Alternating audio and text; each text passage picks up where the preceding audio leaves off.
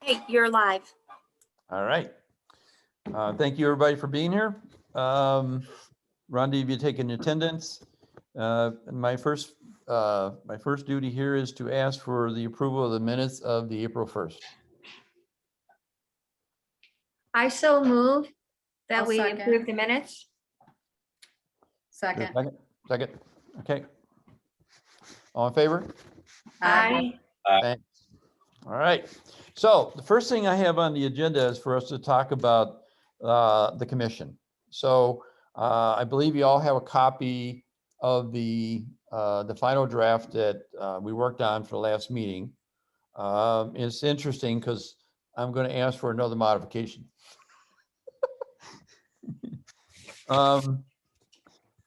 I do like the modification. The way it's been presented now is that the plan has been laid out that basically doesn't talk about people so much.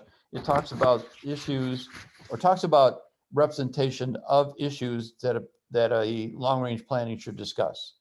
So instead of talking about planning board, remember them is we went through the process of saying we want planning, natural resources, recreation, transportation, historical, technology, architecture, agricultural, education, economics, and industrial commerce. I'm going to be asking us to put one more category in place called zoning.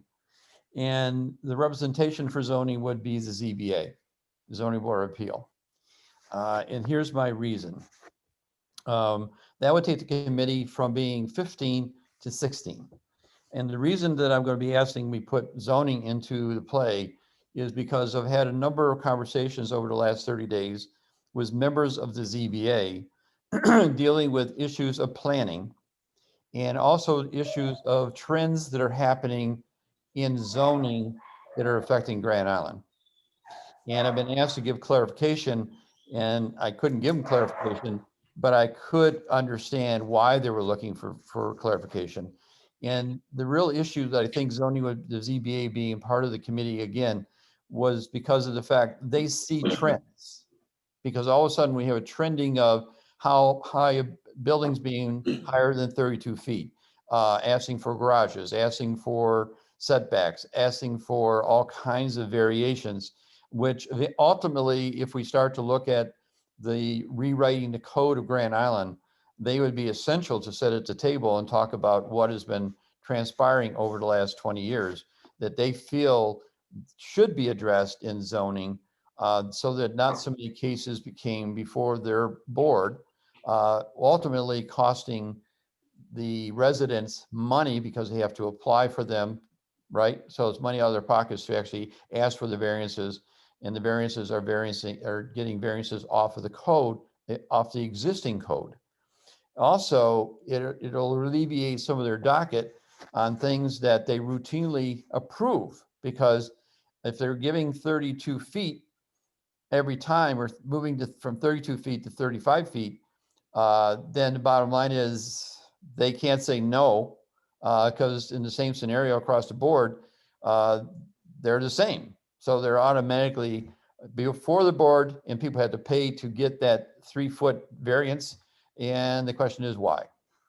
So I'm asking us to put the ZBA back onto the planning commission. So that's the only thing that I want to interject on this one. Now I'm going to put it back to you all. You've had time to review it. What do you think of it? I gave feedback. Any comments on my feedback? Could you repeat those to me? And I think I did, but repeat them if you could. Well, now I have to go find them. So hang on. I Sorry. sent them about a month ago. I know. All right, so I'll find them. Somebody else can talk while I find them. Jim, is it possible to bring up the document and show it to us? Sure. Rhonda, you want to bring it up or you want me to bring it up? You're on mic. Your mic's off. I'm sorry. It's been a long day. I'm going to let you do it if you don't mind, because I'm working 2 screens here to work remotely. Okay.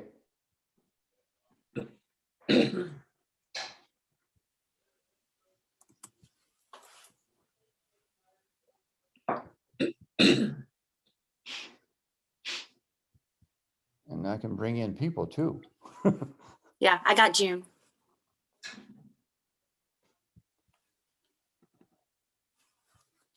All right.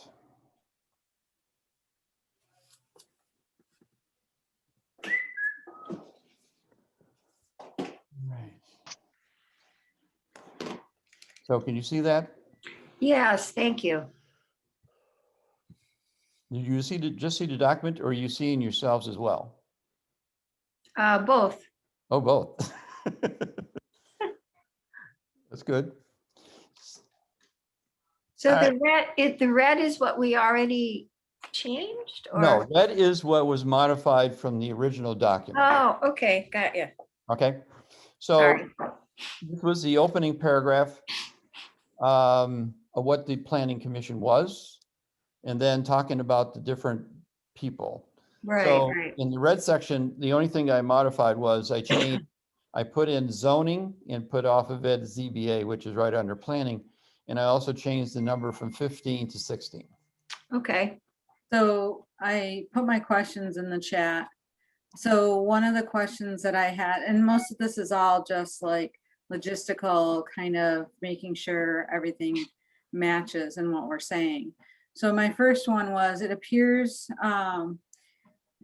to read to me that there's 15 members plus 5 citizens. Is it 15 total or 20 total? No, it's 15 inclusive of the 5. Okay, because the way it reads, the Strategic Planning Commission shall consist of 16 voting members, a liaison from the town board, and 5 members shall be citizens. So now it looks like it's actually 22 people. Correct. So however we want to phrase that, so it doesn't look like it's 22 people instead of 16. And actually it'd be 17 because total, because you'd have your 16 voting members, which includes your 5 members, and then your liaison. So that was my one question. Good catch. My next one was, How's that change now? Look, I put it, um, the Strategic Planning Commission shall consist of 16 voting members, including 5 members shall be citizens or Who shall be. residents of the town of Grand Island. right. Okay. Okay, much better. The next question I had was, will the citizen members be voting members? Because it talks about the 16, and then it kind of piggybacks off my previous point, because it made it sound like there are 16 members and then 5 members that were citizen members.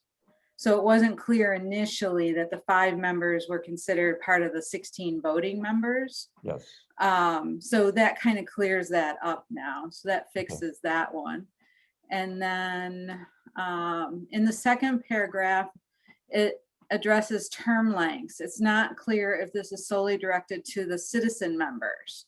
So you have the members shall be appointed for terms of the 5 years. There's going to be 1 year, 2 years, and 3 years, and 4 years, and 5 years. Is that strictly membership for the citizen members? Yes. Yes. Then I think we have to say the citizen members. Yes. Because otherwise it's not clear to me like who's getting appointed for what of these term years in that second paragraph, if that makes sense. Okay. So is it implied then that all the other members are always there? They're there by appointment of the board. In other words, the boards themselves keep fluctuating and their leadership changes. So the bottom line is we would ask the town board then to every year to turn around and ask each of the boards to then put forward their representative to be on the this commission. Okay. And so it could be the same person over and over again. Like Diane was the chair when she came on, but she's always been now the representative to us, and that works. So it doesn't necessarily have to be the chair. Right. It just needs to be a representation from the committee. And therefore, unless their member has been asked to be changed by their respective boards, they will remain. Okay.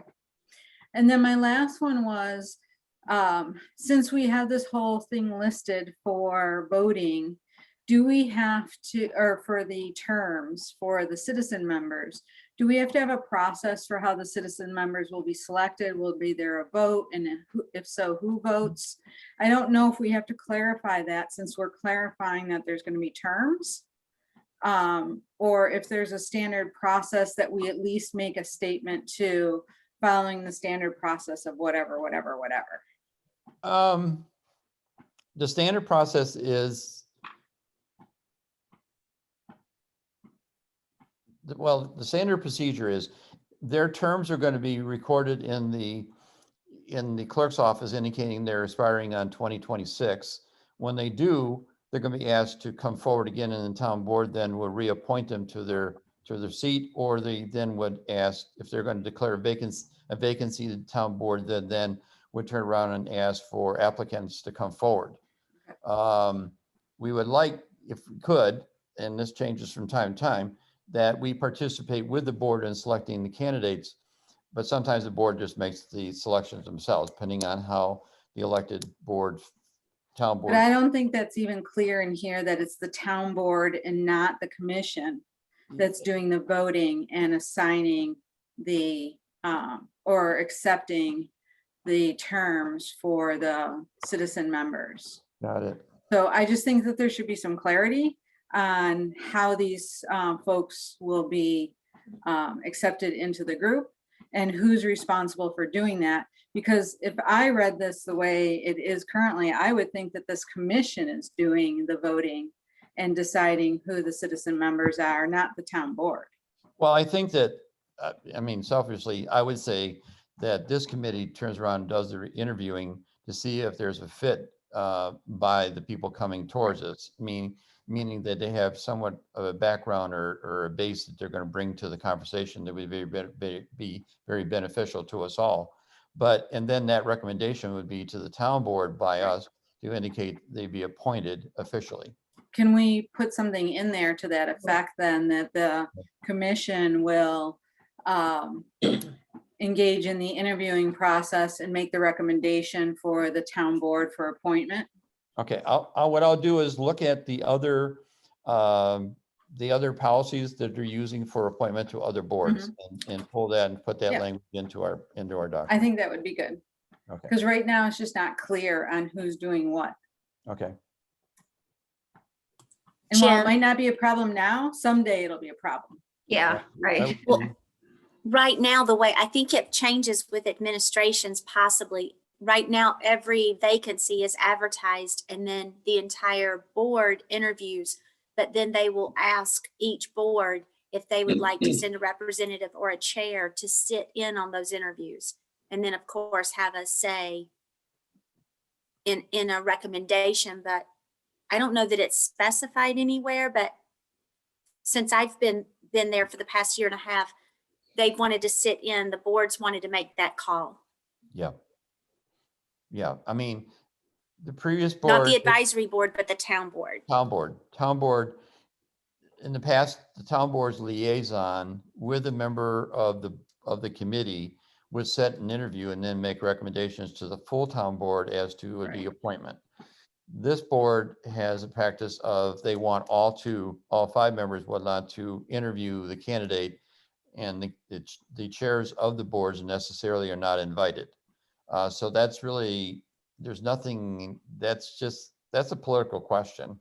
But in this board, it could be recommended that this board do the interviewing and make a recommendation to the town board. But I think the town board is still going to want to make an interview of those candidates. I don't think it hurts to put forward how we want it to be. Okay. Because you don't want things to be flying to the wind, from my perspective, with every single different changeover that could happen every so many years. For a commission that you're looking to have this long-term stability space. Yep. And we're talking about 5 members. We're not talking about Right. the representatives from each of the other boards. Correct. That clearly is going to be the boards themselves making a decision who they're going to send forward to be Right. representing them.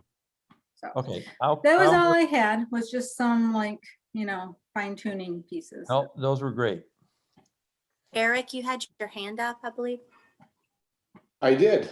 I think that covered some of the questions, but just to be clear, I'm sorry if I missed it, the 5 citizen at large people will be voters, correct? Yes, they will be.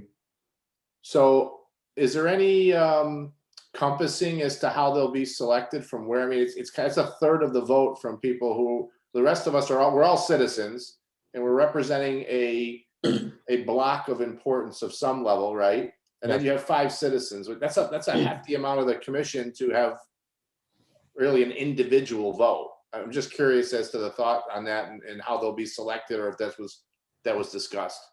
Well, when we put the long range planning committee together, it was with the intentions of bringing all the different silos or all the different boards together to talk about a common purpose. And that means looking at planning for the community of Grand Island. But it also needed to have outside representation that wasn't inside the house already, so that they could turn around and say that the public at large was actually overseeing what the internal appointed bodies were actually doing and talking and making it. So it wouldn't be in short language. In other words, an outside 5 members would be looking at it from a pure sense of being not a government appointee to an advisory board, but somebody who's on the outside watching the process unfold and then asking questions about why did you decide this or why did you decide that, which would add a dimension for asking for clarity that maybe in our own languages working on the boards, we start to talk in shorthand, and because we all assume we all know, right? So to me, those 5 members have been beneficial, and even on this board, the 5 members have been beneficial, coming in and saying, why did you do that? Why did you think about that? Where'd you come from there? And then adding their 2 cents. So to me, I think we're looking at 3 members, but the real intention for me was that 3 years on the board, you're just getting your feet wet before you're up for reappointment. That the standard procedure in most boards is 5 years, which means that gives you time to learn the ropes and then start to really throw your 2 cents into the conversation. And then you're up for reappointment after 5 years, not after 3. I think the spirit of it makes sense to me. I just think of it, and I'm probably thinking of it a little bit, as not a, I don't want to be a conspiracy theorist kind of feeling guy, but it seems very easy for a randomly appointed amount of people without a stated interest to control a vote pretty quickly. When you take 5, I'm just looking at June. I kind of June's saying it better in her note than I'm trying to say it out loud. But the math in it seems. I like the idea. And I'm not arguing. I'm just curious. The math seems a little bit askew to potentially positioning happening to gain.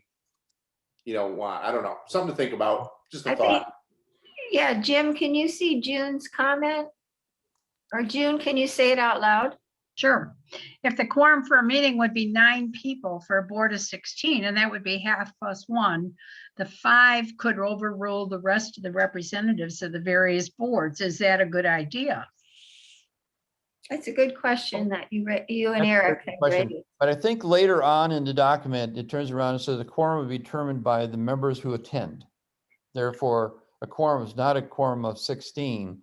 The quorum would be of those who attend. Like for tonight, for example, we don't have all of our 16 people online because 2 of them actually are at ZBA right now, and even Pete's kind of trying to straddle the two events.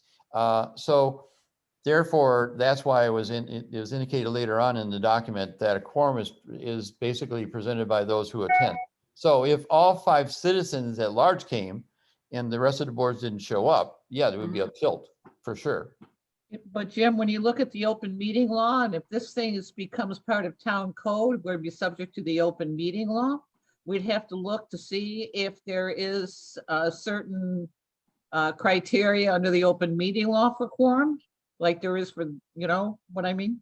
There is an there is a quorum rule for advisory boards. So I'm wondering if this would make a difference. Because as I understand it, it's in the advisory boards, it's 50% plus 1. That's why I asked that question. Right. That's a good The question. only thing I question, I'm probably late to the dance on this one. No, you're I not. mean, we've got 1/3 of the board as citizens outside of advisory boards. Is there some reason that we have to have 5 people outside the 11 advisory board capacity people that we already have? I mean, I had I just originally wonder- only voted for 3 people because I thought 5 was a little large, but I got overvoted on that one. yeah, I must have missed that Well, we meeting. can I go would back have to been voted 3. with you, Martha. Go Well, back I to think 3 that's a and give good them 5-year question. terms. I think it's a good question because quite honestly, I've been on the board that long, but in the time that I've been here, there are people who are on this board that I've never seen Yes. in the year or whatever that I've been serving on this. So if we do have to follow a rule for a quorum, then I don't think we should be putting more people on here than what we anticipate would attend. We need to have people who are actually going to be here and do something instead of just trying to be such a big board that we can't follow the rules or can't have our meetings because we don't have a quorum. Yeah. Could I Well, make a compromise? yeah, fire away. All right. What if, because the way it's written right now is there's going to be 1 citizen member is 1 year, and then there's 2 years, and there's 3 years, 4 years, and 5 years. What if only the 3, 4, and 5-year citizen members were voting members? Because those are the people that are really assigned a really long-term commitment. And so just a thought. They'd Yeah, be but the Martha, voting- that's to they would be stagger the new voting members. members. That's to stagger. Right. That, where it says 1 voting member, the additional, that's Sure. to stagger the The year. membership. Right, no, I get that, but I'm just Okay. saying if only the 3, 4, and 5-year of the citizen members had voting privileges, Oh, then you'd only one have 3 members of the citizen members voting. 3 out of the 5. Right, But that's going to change.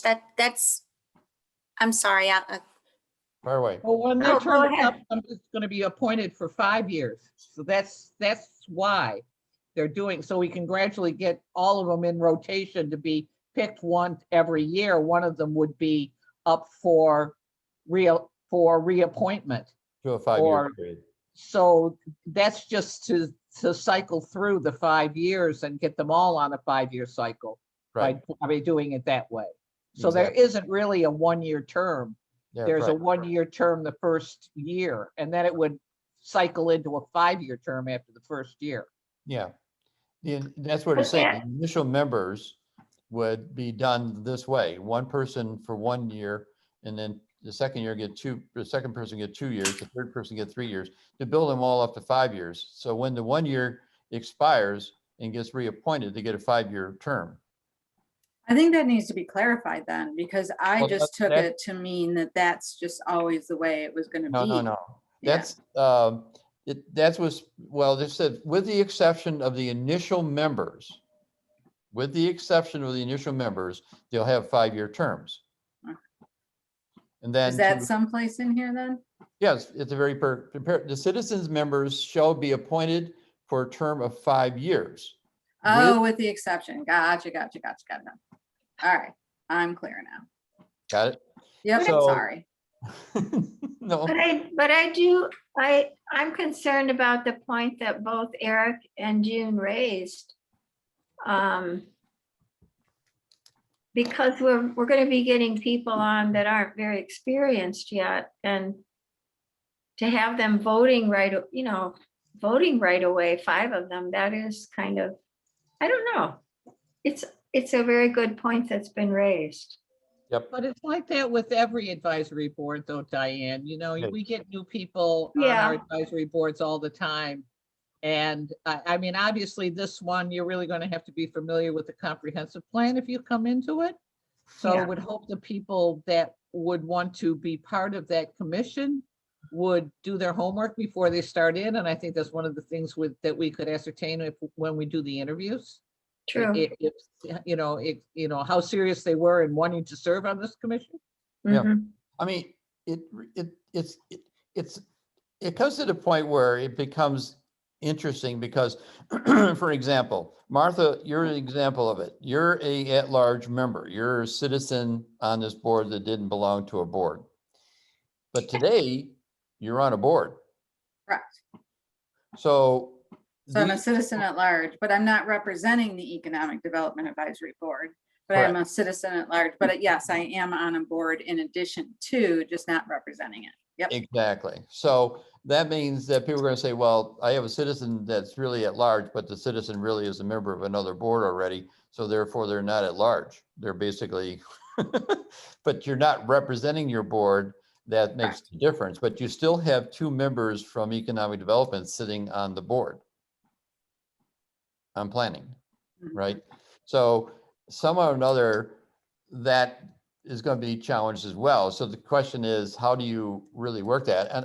And I'm glad we're having this conversation because we started with 3 because we didn't want the board to get too big.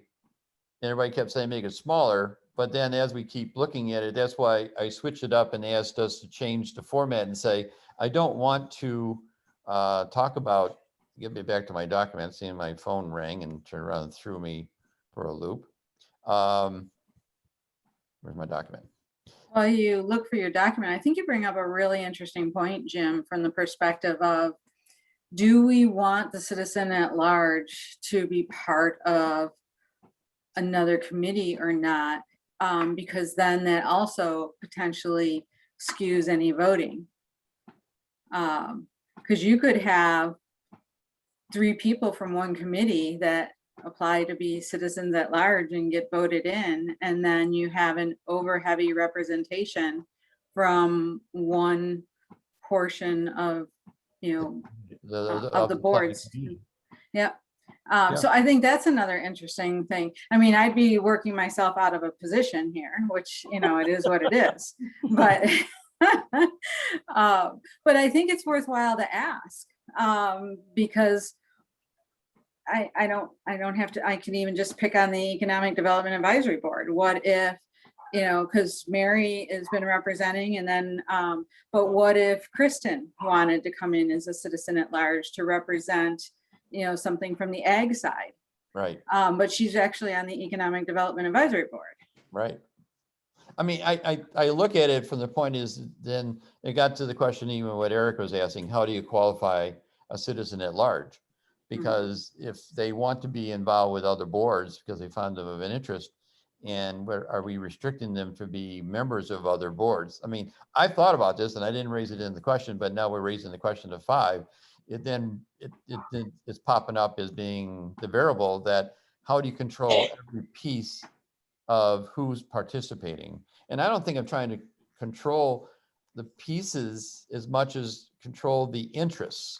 And that's why I shifted from them being a list of boards versus lists of what we want to have representing: planning, zoning, natural resources, recreation, transportation, and those being the important elements that need to go into good planning within the community. And the one piece that I felt when I started reviewing it, that I looked at some of the other documents around the country, was we don't have public health represented in the town. We don't have a public health element in any of our advisory boards. We have public safety, but not public health. So that was why I was indicating that one of the members of the 5 at large should have a background in the public health having a background in public health. And then I didn't care if it was a doctor, nurse, or somebody that works for a hospital as an administrator, whatever, but they would bring that element of interest to us on how we would address that in our planning. So June has a question in the chat as well, about asking about the 5-year term. yes. saying Yes, that- I was wondering if these citizens at large are given 5-year terms, those would be longer appointments than any of the people appointed to advisory boards. Wouldn't this create a question? Why wouldn't people ask about this? I mean, my appointment to the Historic Preservation Board is for 4 years. And after that, I need to reapply if I wish to stay on the board. And I think that's the case with other boards too. So why are we looking at 5-year terms a year longer than what it would be if you were on a regular advisory board? Well, I think the regular advisory boards are not going to change their hats on this board. I think that if you had, I'm going to use Diane, excuse me, Diane, Yes. as being an example, because Diane came on the board when we first created it. And of course, she's been with us during this long haul of doing the master plan now and the LWRP and so on. And the chair has changed on the economic or on the conservation board. But she has stayed constant because the board knows that consistency would help them, not hurt them. And so unless Diane turned around and said, I don't want to be on that board no more, they would probably continue to have that same person there representing going forward. And I think I found that even with Larry from transportation, he's no longer the chair, but he's been the representative that's been put forward to actually work with us. And I think that's going to be what you're going to see on a traditional basis. But the chair of an advisory board may turn around and say, I'm now chair and I want to have my hand in the planning of long range planning. So, but that's going to be a discussion of their board on who they want to put forward. I mean, I don't know if we should worry about how they're going to do that.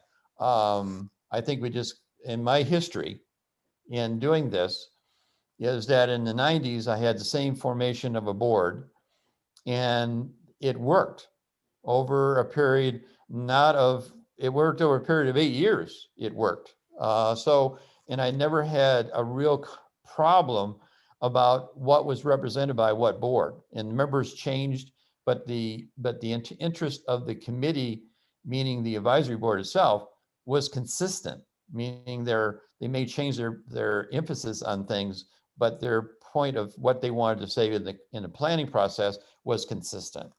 And I found even with this board that we appointed, it started in 16, 17, it has been consistent, even though come some, come go, but we still have the consistency of the representation. That's long-winded, but that's been my history on working with this board.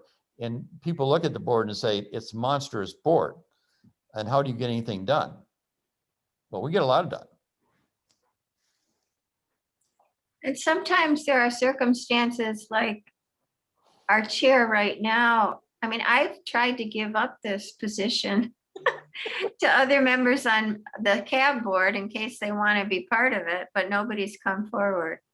But also Jeff has so many responsibilities as a young parent that he just can't add another meeting to his docket. So circumstances change But I depending think- on the person.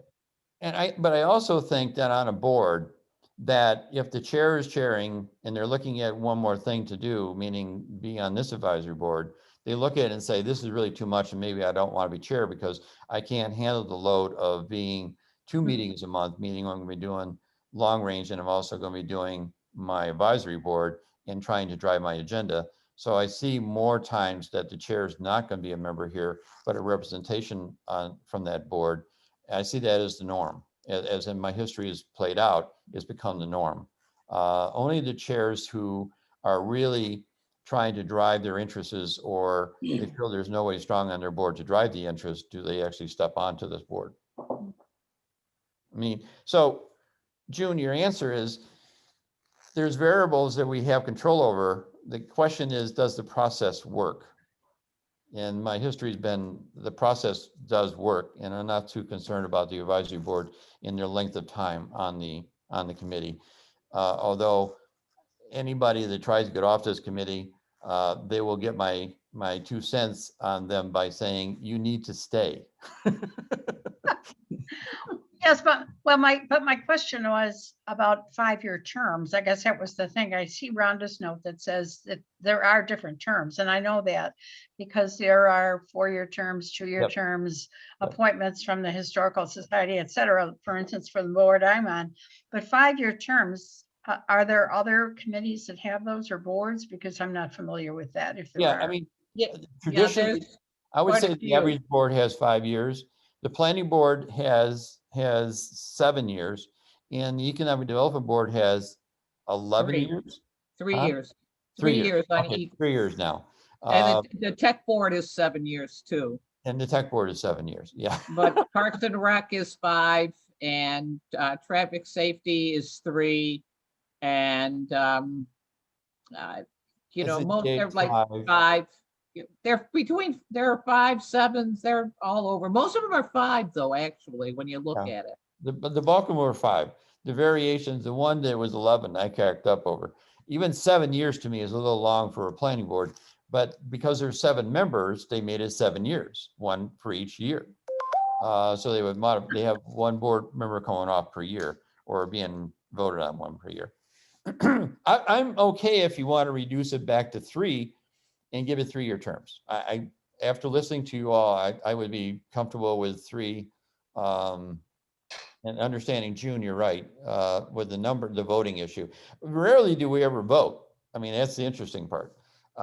Most of ours is basically putting together documents that are going to be given to the town board for ratification, and not necessarily us. But there could be a vote in the future. Yeah, that was my other thought is, while we certainly want to anticipate future needs in being formally a commission, when I look back on everything that we've done up to this point in time with the members that we've had, there's only been a few times that we've voted, and I would make the case more often than not, it was more a formality than anything else. Because I think holistically as a group, we've always talked through our ideas, and at the end of the day end up pretty much being in consensus, or close to consensus anyways. Right. So, but who knows what'll happen as things go on, and that was the process of creating the master plan. Now it's the whole business of keeping it going, which could turn into a different creature. Yes. I mean, my drive has always been, even the master plan, they said the master plan has 16 members, and how are you going to break a vote? And my answer right out the start was, I don't intend to vote as the chair, and therefore, but I'm never going to let a vote come to the table that hasn't been built on a compromise of having a good document or a good thing that we all can agree to, because that will be the strongest thing that the public will agree to, because they won't see a huge division of idea.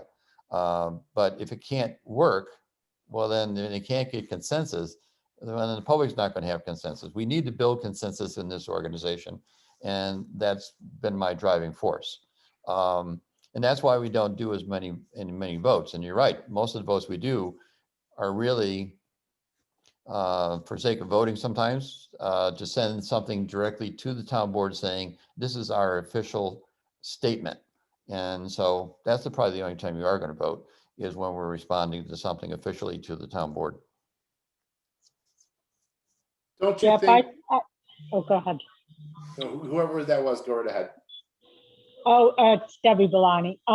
No, Jim, I really think that having the 5 members at large is more of a great point for the committee, only because the commitment isn't so much to the job they maybe have and the relationship to the boards that they sit in a particular area, but also, you know, your neighbors and everything, and that the people at large can get out into the community a little bit more and maybe bring the consensus of the town and spread the word to the neighbors and things of that sort. And also, it's really been great as I've sat so long with the master plan and all that, even when on the shortest day, 7-8 people make it a much better board to communicate with than trying to reduce it down to maybe 10 people and then only having 4 show up. So the larger board, I think, has really been an asset in everything we've been doing. Okay. Is, could I ask, this is June, could I ask a question about that? This absence and attendance, I'd like to go down to that because I guess I haven't read that carefully enough. Thank you.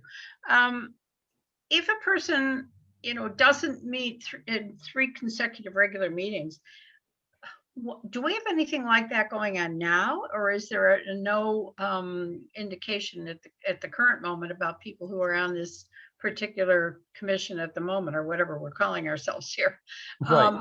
Because like I say, I mean, I've been coming to these meetings for quite some time, and there are people that I have never seen at a meeting. And yet they're still listed as a member of this. So is that really going to happen, this absence in attendance? Because I think it's really important to have the representation from these boards, but if people aren't coming, that board is not being represented officially. And I think is going to create a problem. Yes, I totally agree. And that's a problem across the board with all boards.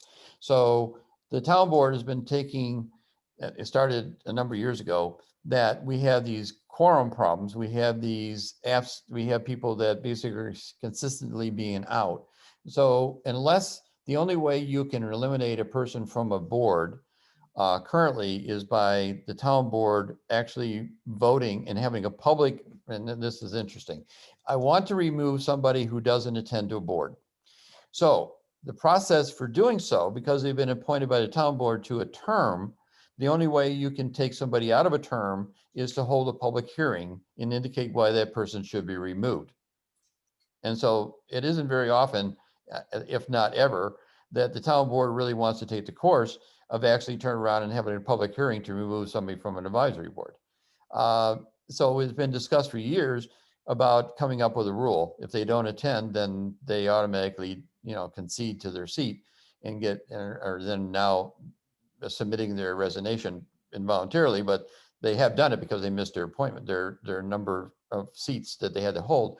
So this one is basically, I'm putting it into the document that if you're not making 30% of the meetings, that you then would resign, you no longer would be a member, and then the board would be, if it's a member at large, we would turn around and declare the position vacant. And then we would then ask for a review of somebody to be put in it. If it is an advisory board, this board then would turn around and indicate that to the town board that they're not being represented by a board, and ask that the board ask for or us responding to a committee, indicating to the committee, your representative hasn't been attending, and that we wish that you would change your representation or ask your member to attend. So that's why I felt that we needed to put in a notation indicating if you're not attending, meaning getting right to the question you're having right now. I would say this with people that are not here right now. Double D is not here, and I had a long conversation with him today. I had a long conversation with Marion Fabiano, who also is not here because her board is acting tonight. And we're sitting on their board night. But they want to be involved. And when we get into code, I'm going to explain what conversations are being had. With Sharon Osgood, we're also scheduled on top of a meeting, and she's been communicating how she felt about things and so forth. So members that are not here have been checking in with me because they can't get here, but they want to put their 2 cents in. So because they're not in the room, doesn't mean they're not consciously watching what's going on, but you all are missing their conversations. And that's important. Yes, I believe that is important. I'm concerned about that because it would appear that information comes only into the, and I'm not suggesting, Jim, that you shouldn't be, but coming into the chairperson, and the rest of the committee does not hear that. And therefore, any conclusions we come to are made without hearing everyone's voice. And that concerns me. And I think it should concern everyone. It is a concern across the board for all advisory boards. And I will be reporting what they want to say as far when we get into the code portion of our agenda, their 2 cents. Okay. But Rhonda's getting some of the conversations from them as well. But I'm not going to make an excuse for not attending people. I mean, it's important that we have representation, and Dave right now, he's trying to finish his house, and that's why he's not here today. Dave Bruno. And so that was the other one that's going on. Life gets in the way of some people, and it gets in the way of all our lives. Okay, with that said, what is that meaning? I mean, do I reduce, you suggested we reduce the board even further? Or do we come in with more teeth indicating that participation is of utmost important, further than what I put in here as far as attendance and absentees, attendance and absence? Eric, do you still have your hand up? I'm Yeah, not sure. I was Because, just waiting. You guys are Okay. interesting to listen to, so I was listening. all right, because Um, then I have my hand after your Okay, hand. but you can go first. Go ahead. No. You had your hand raised. Your arm's getting tired.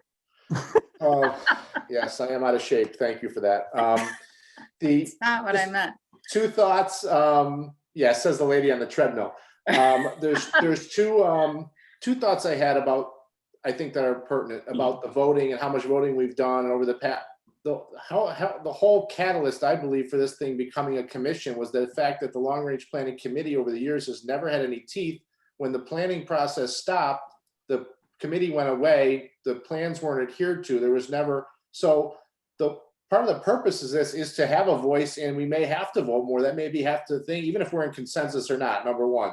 Number Yeah. two, Jim, you do a good job leading this. We have a great group of people. In 5 years, that might not be the case. So I think importance is leaving a roadmap for behavior and practices that may not have people. And that includes, for me, 5 people. Just my end thought on that is too many. Giving the randomness of their positioning and the length of their term and the potential, the potential sway they could have, and if someone appoints them in a manner that they have positioning, one way or another ahead of time. So those are just my thoughts to that in the end. And the attendance thing to me should be flat. I get this one. I try to be cordial. This one makes me testy because of the board work I do. If you can't consistently, or if you consistently can't make a board, I would love to sit in armchair quarterback on 6 or 7 of the boards I do, not having to spend my time. My kids are in the other room. I could be with them, like I miss them here or there. But if you can't make 3 consecutively consistently, then you can't be committed to this from remote. I don't think it's fair to ask the people who show up in a room to do the same work. So I think it should have more teeth on the second piece in the absence. You got to be committed, or else you don't have time. That's okay too. But that's my thoughts. Sorry. Thank you. No, I think it's a great thought. I mean, that's why I put in 3 consecutive meetings saying, if anybody is not making 3 consecutive meetings, they really believe they shouldn't be here. I mean, to me, this is probably the utmost. I mean, I have never missed a meeting in the last, I can't remember a lifetime. But the issue is that to me, these are important things and important discussions, but I am the chair, so I should never miss a meeting. But the point I have is that people should, but I also know that I have, if I don't get information and I know that we're going to be talking about, I'm all over those people to come into the room and say, you got to speak because we're talking about something that's up your alley and your 2 cents needs to be represented. And so that to me is a given. But all right, so 3, 5, drop to 3. Martha had her hand up too. Oh, Martha, go ahead. Yeah, that's Sorry. okay. That's okay. Yeah, I agree with the dropping to 3, but that's where I was from the beginning.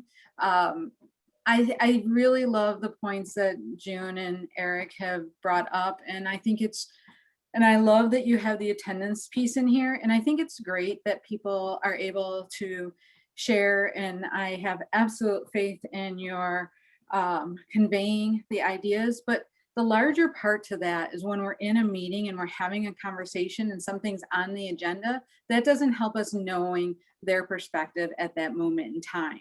Right. And those are the things where decisions are going to have to be made and voting is going to have to take place, and people have to be present for that.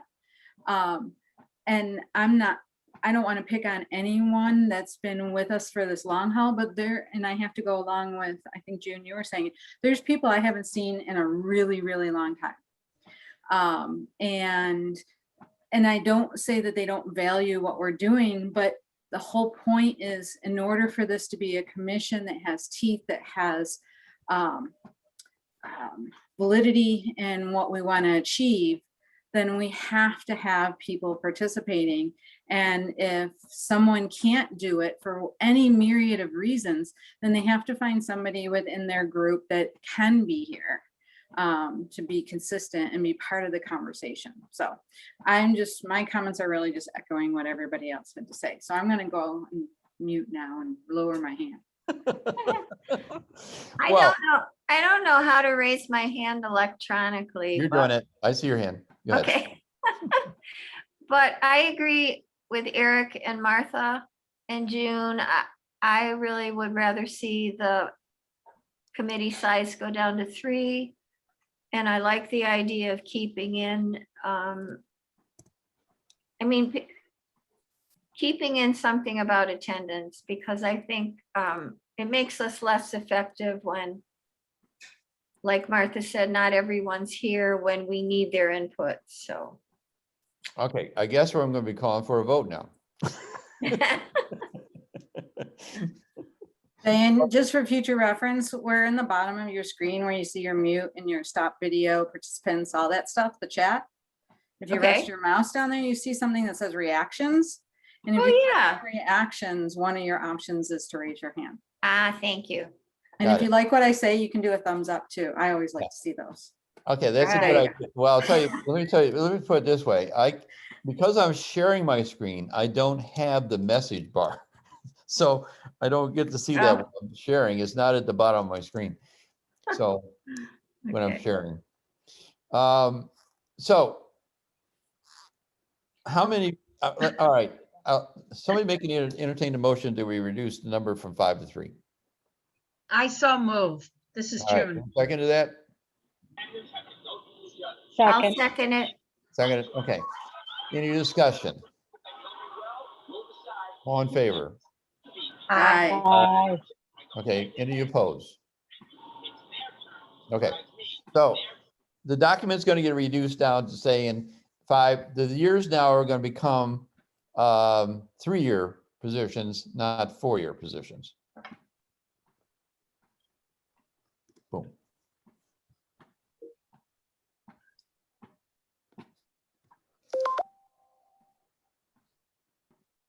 Got it?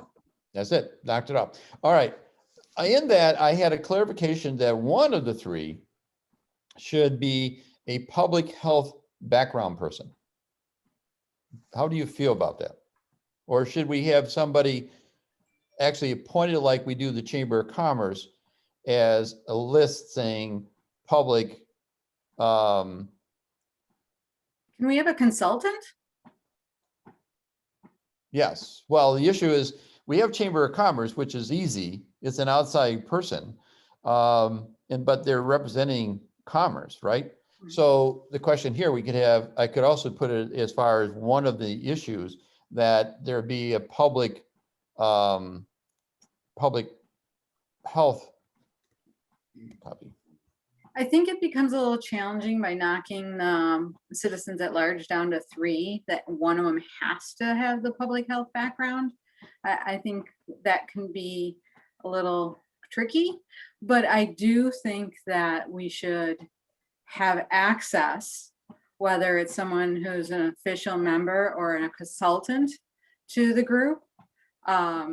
That especially if we know that something's coming up, that we can encourage someone to share their feedback. I don't know. Those are just some possibilities, I guess. Okay. So, but they would be a voting member then.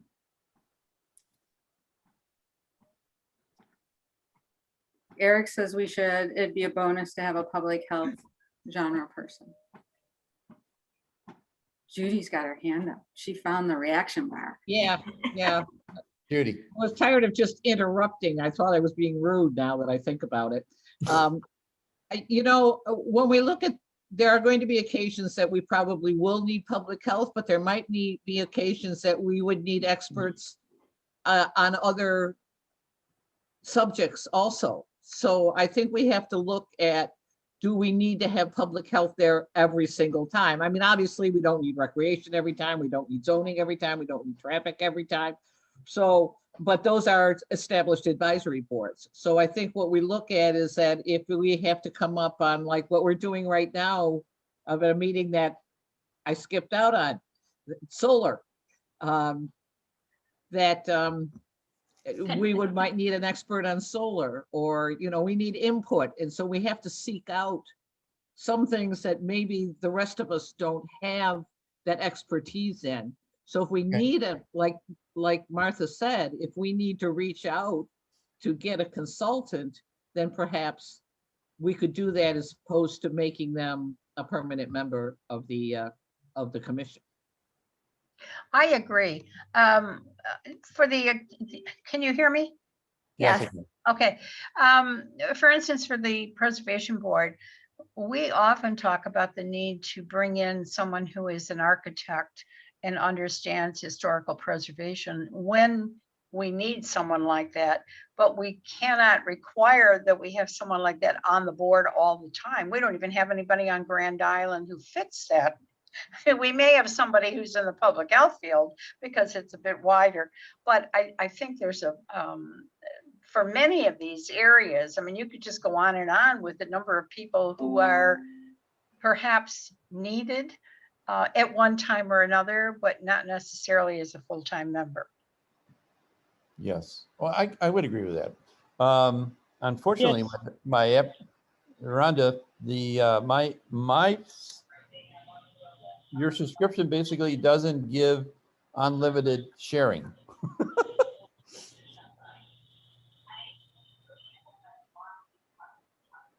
Is Rhonda there?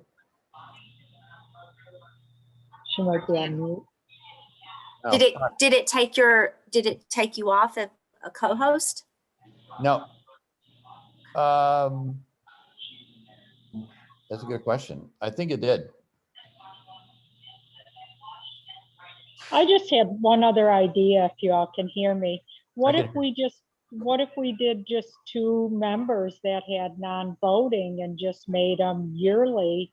And then in the event there was a topic, that specialty topic, we didn't necessarily distinguish what the qualifications were to be those yearly members. And since they wouldn't be voting, we wouldn't necessarily have to appoint them if, like, we didn't need to expand the board. But in the event we were working in a specialized area, maybe we could find that person and actually make them part of the board for that period of time, be it a year, or continue them on a following year if we needed that specialty, Yeah, just I think that- non-voting. I would think that would become a hybrid of what they're doing currently. What they're doing currently is, if you have a 5-member board, they're basically putting in 2 alternates as a backup that don't vote but are at the meeting, and then when the person doesn't show, they fill the seat that the person didn't show.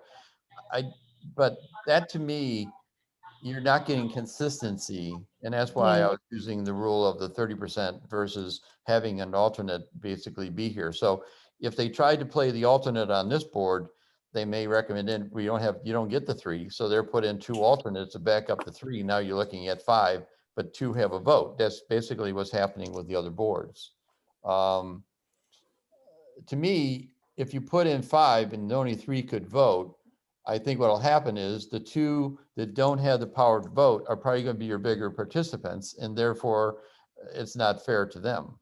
So, because they won't be able to defend their own ideas that are being put forward on the floor. So I think we need to make it a 3 and then live with the 3. I mean, that's my personal opinion. Larry, you have your hand raised? Yes, I do. Yeah, Larry, let's go. I think we should just, if you want to change the wording as far as the public health person, just say, the commission will seek to make one of the 3 citizen members and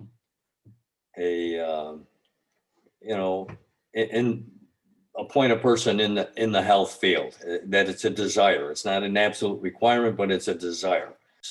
With that background at all the meetings, just in case there's something that nobody thought about. And Well, say, no, wait a minute, you can't do that because of this or that. That's the ideal thing. So to say that they would only come when there's something to talk about, we don't know where Well, we there's don't a know. public health issue. That's why you'd have someone there. That was the thing, just, and Larry, you're hitting the nail on the head of where I was coming from. My feeling is we don't know what we don't know.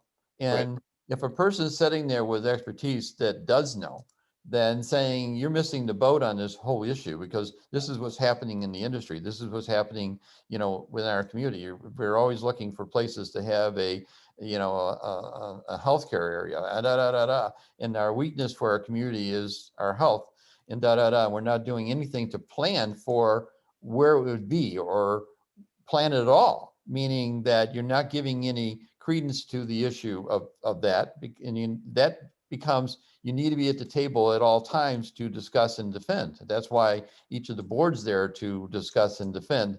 When one board turns around and says, we want to do this, and the other board looks at it and goes, well, no. And then, no, you're undercutting me. That's why the balancing of having all boards in the room really helps the discussion. And then you both wake up to each other's needs. So that was the only reason that I was kind of putting a footnote saying one of the three would come from the industry, because we don't have an advisory board at all that represents public health on air. I mean, the question was put to me, who would you put there if you had your brothers? I would put our public health and safety officer that is appointed to the town of Grand Island on it. I mean, that's who I put there. He is a former fireman. He works for the county, but the problem is this fella is so busy, he would never make our meeting, but he was a great resource. But I feel we need that voice in the room. That's kind of like, and that's what Larry just kind of described. That's why I put it down as a footnote for if we were looking for advertising and looking for interviewing, that we make that one of the criterias that person have that kind of that expertise, and therefore being one of the criterias for interviewing with the board, right? They would advertise with that background being sought. That's why I was looking at it. And yes, you could bring in a consultant, but it isn't the same. It's going to be, then what you know, but you don't know what you don't know. That's me. I'm sorry. I'm off the rails again. Does that make sense, June? I didn't know you were directing that at me. No, I was directing it at everybody. Well, I was get just, your- okay, I'm get your sitting here comments thinking, first. okay, you're talking about public health. Not what crossed my mind is, okay, which of the advisory boards represented on this committee, for instance, has someone on their board who is active in the tourism business? So, I mean, just thinking this as an example. We're talking about tourism as being our major goal, or one of our major goals, and everything that we're building up to. Who's on one of the boards now? Because I'm just looking at this in terms of how do you determine who's going to represent that area? Well, right now you got to look at, first off, we would turn around and have ecotourism as one of the goals and objectives of the master plan. Then we would turn around and look at committees that would be assigned to take on that task. Right now, the task is being headed up by economic development. And they're looking at actually hiring and applying somebody that actually would drive that interest. So therefore they are going to be the ones forward on it. But it also falls into the Recreation Advisory Board and looking at how they're going to drive it. It also falls into the Conservation Board on how do you drive that? Because ecotourism is recreation, passive and active, but it's also a financial benefit, and it also could bring in the Chamber of Commerce. So I'm not saying that the interest is going to come from us. We drive the idea, and then we assign the boards to actually accomplish that idea. Right?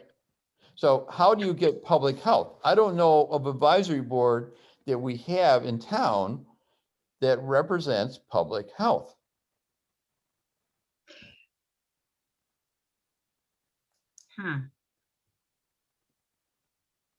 So I say let it stand and have us have one of the people come from some background that can contribute to that part of the conversation. And then we make it a criteria when we advertise for that person, Right. that the person who is going to be seated is going to have that kind of background. Unless the town turns around and creates a advisory board, which I don't think they're going to do, but I think it isn't that often that they need it. But I think in the issue of planning to be comprehensive, it should be at the table for discussion. And also looking at all the planning organizations that I've seen across the country that I've been searching their documents for how do they construct themselves, public health has been like on every single one of them. That's what got my brain working on how does it fit on Grand Island? But it is an issue. And I know that we continue in the town hall, in the town supervisor's office primarily, that it is always in discussion and people are always coming in from the citizenship saying, where is our health center? What are you doing to make sure I have a media care and da, da, da. And that's one of the issues of when we look at occupancy of businesses, are they fulfilling it? And over time, we've had a center over in the plaza across from the fire hall. They were in there for a while, then they left. And then we have an Emerge Care who's trying to think about putting a facility where Adrian's old place is, and they're making a full discussion of that. So there's a lot of discussions always around that issue, but there's nobody really has an expertise on where are you zoning it? And does it matter? And then we have doctor's offices and so on. But again, addressing that issue in itself. So I think that's why I added it to the one of the three or one of the five. Now it's one of the three, having somewhat of an expertise and us seeking out that person that would fill that piece of information that we don't have readily coming at us. Comments? I'm looking at. Jim, Oh, okay, I'm sorry. I'll wait. Pete, you get it. Jim, I'm hearing two different things, public health, and then you're talking about doctor's offices. Now, Public health. what are you looking for here? Someone on the medical side or someone that's involved in public health? Public health.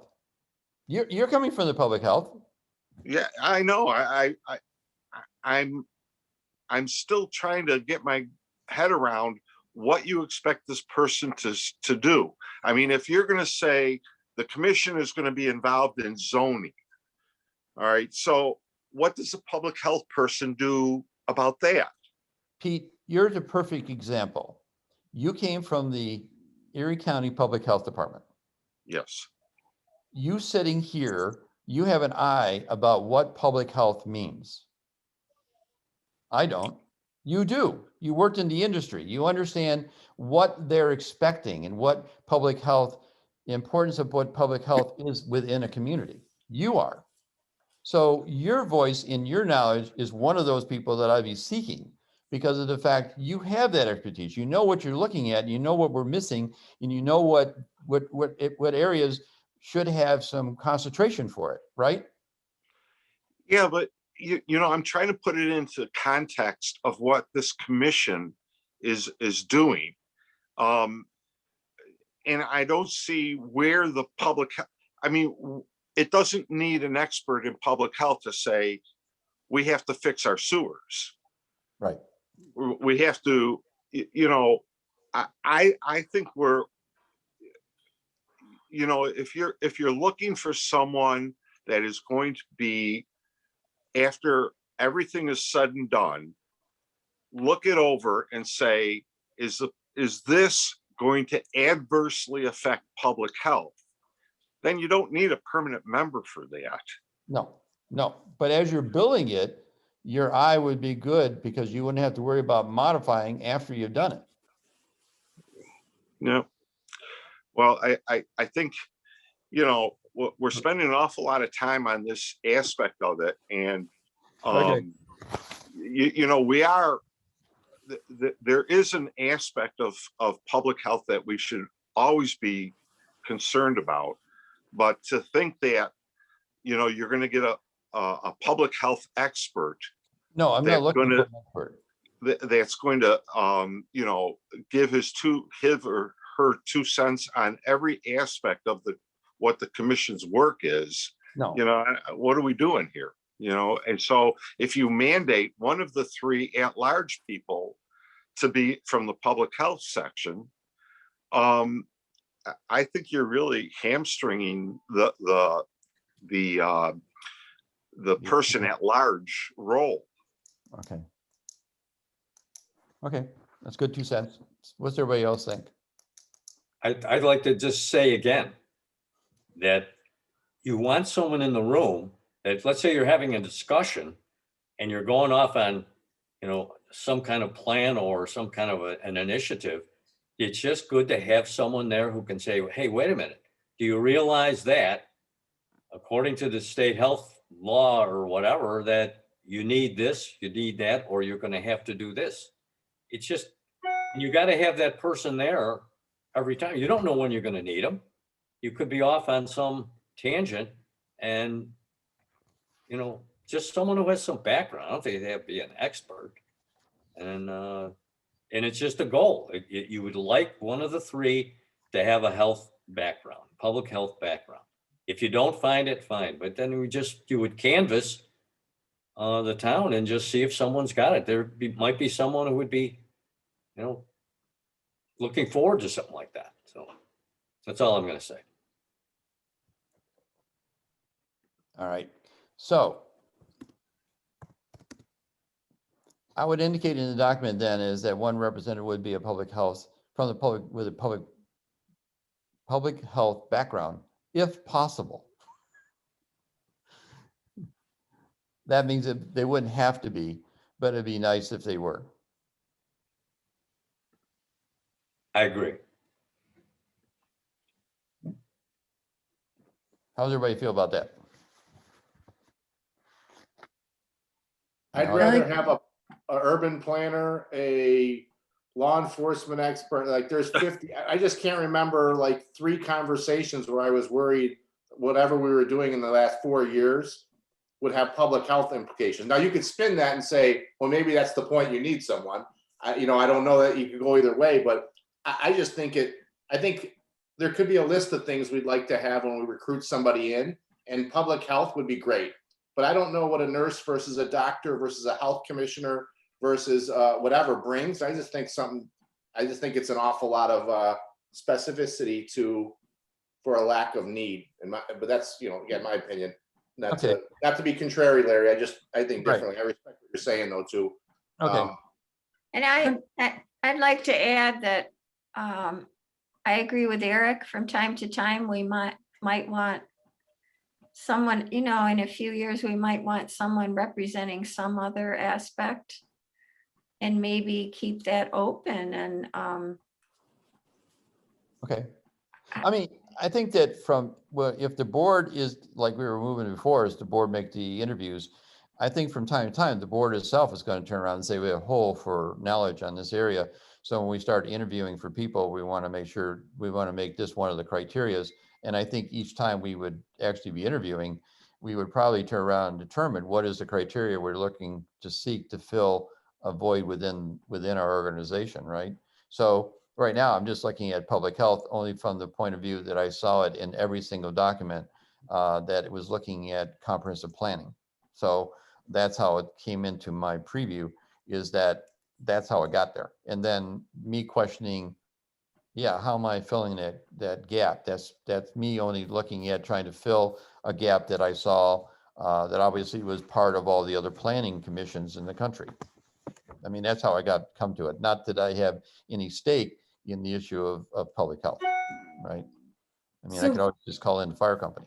Could we be a little bit more generic perhaps in listening to everybody so that we can maybe move on to our next agenda item?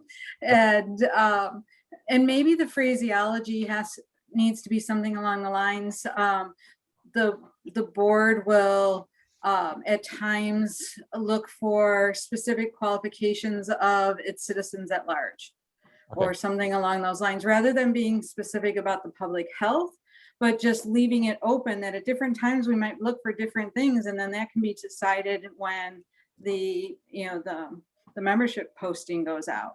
If we're leaning towards something one way or the other. And then that way we're not pigeonholing ourselves, and it allows us to emphasize that we want someone to have some kind of urban planning or whatever else. And, but just some phraseology that says specific requirements or expertise of the citizens at large will vary, you know, somehow. I don't know what that language looks like, but. I think you're right. I think I could agree to that. And also it gives credence to the point that this board actually be doing the soliciting for interviews for members to this board, therefore telling the board why we want to have that ability to solicit, because we're actually looking at elements within planning that we like to fulfill as an organization. Okay. How does everybody else feel about that? I agree with that. I think we need Yes. to be a bit cautious about how we do this, because talking about someone who's involved in public health is such a wide range of thought. It is. I mean, are we talking about physical health? Are we talking about mental health? What are we talking about here for the safety of the community? And if we really feel that strongly about it, if it's part of public safety, why would we not recommend to that advisory board, for instance, that someone with the kind of background that we're looking for perhaps be appointed to that public safety advisory board and then become their representative perhaps to this commission as it's set up? Good point. Good point. Okay, we'll make it into a generic comment, taking out the specific, but making it the board will develop a criteria for the members to be interviewed that will fulfill obvious lacking within the board, within the planning organization. I'll work with you all on that and get that back to you. Okay. Okay. Okay.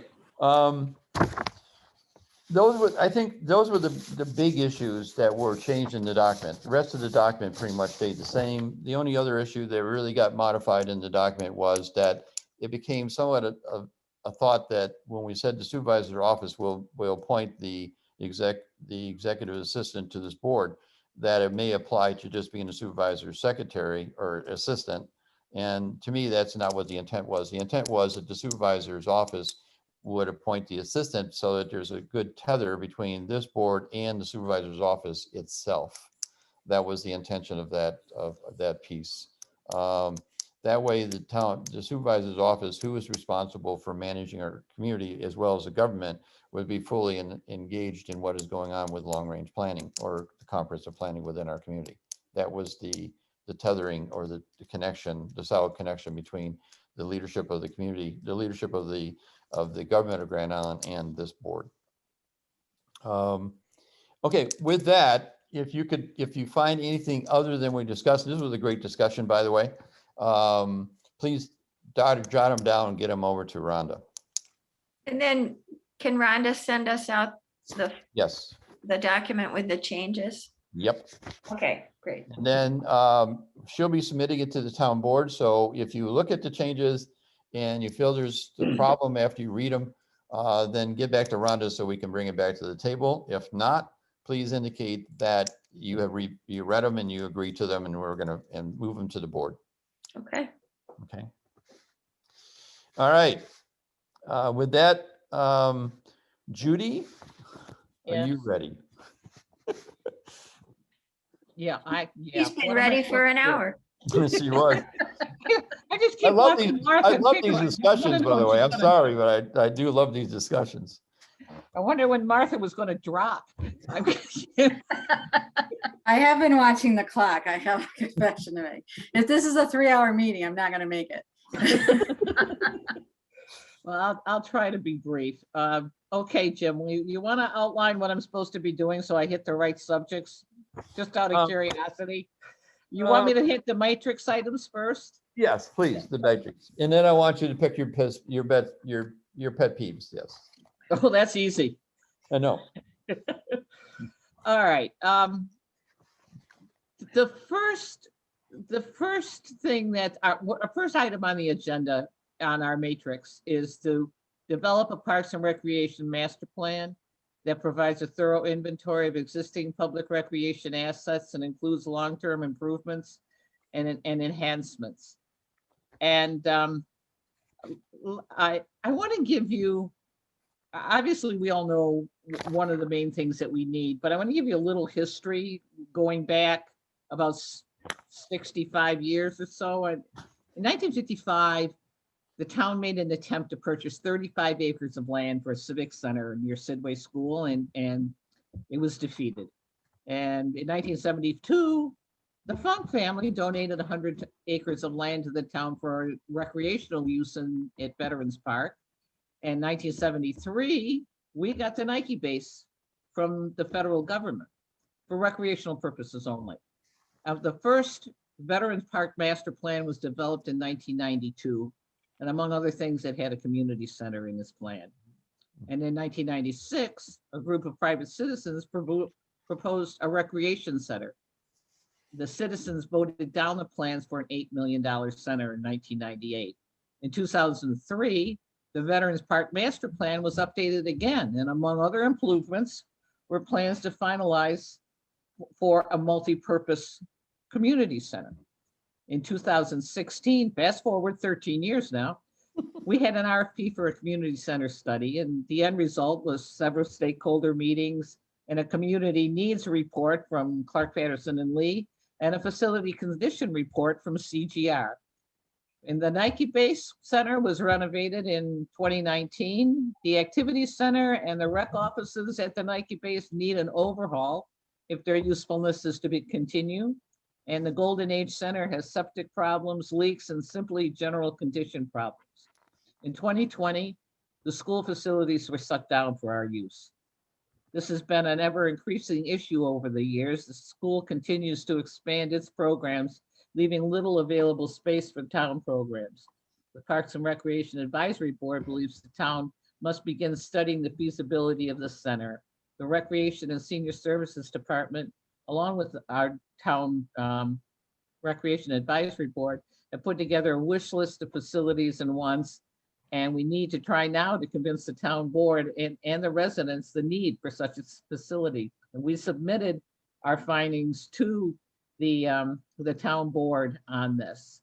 Now, let me put my screen back up. Does anybody have any questions on that brief little history of us trying to get a community center for the last 65 years? We had a reality, in the late 60s, we had a teen center on the island. Are none of you are older? Oh, Jim, you could probably remember. At where Gee's Lumber is now. Yep. And we had, of course, the kids would hang out at the arcade up at by Charlie's. When my kids were young, that was probably about 40 years ago. And my grandchildren hung out at Reality Cafe, which was a great place for the teens. We don't have that anymore either. Nope. So when we look at what we're trying to do here, we need to take a look at how we can provide for the children and the adults and all the residents of Grand Island moving forward. And it's been a difficult road and something that we haven't been able to do. When we look at putting together a master plan for the town, what I'm afraid of is what happened in 92 and 2013, and will happen again 20 years later, is we'll do a plan and it'll sit on a shelf. And that's not something I want to happen. So that's what we're trying to do. How do we convince the people of Grand Island and the taxpayers, which is what we have to convince, that we need some kind of facility, that I'm not saying we're being shut out. It's not that the school doesn't like us. It's just they don't have the available space to let us have our programs there when they're having so many more of their programs. Right now, we can use the school from the middle of November until around the middle or the end of February. And that's all we're allowed in to use the school facilities in a normal year. And then we can use the pool for a few Saturdays and Sundays during the year, and sometime for about maybe 4 or 5 weeks in the summer. So it's just something that I want you all to be aware of how the Parks and Recreation Advisory Board looks at a master plan for the parks, and not only a community center, but for the other parks and recreation facilities that we have, including whatever upgrades we wanted to make to the Nike base. At this point in time, we've got a $125,000 grant for upgrades to the recreational facilities at the Nike base that we intend to use on improving the trail system, which has been improved to some point. We're hoping to put in a pavilion and perhaps and some bocce ball courts, and maybe improve the golf course. I would love to see the tennis courts upgraded and resurfaced, but because there's not enough of those on the island for people to use, in my opinion. So that's the part of the master plan. We do have, the Parks Department does have an inventory of all of the town facilities, and that's available on the website. I talked to Natalie at our last meeting, and she said she would double check and make sure that everything was up to date and on the town website for people to view if they had any questions. Now, that's that part of the matrix. Does anybody have any say or anything on master plans?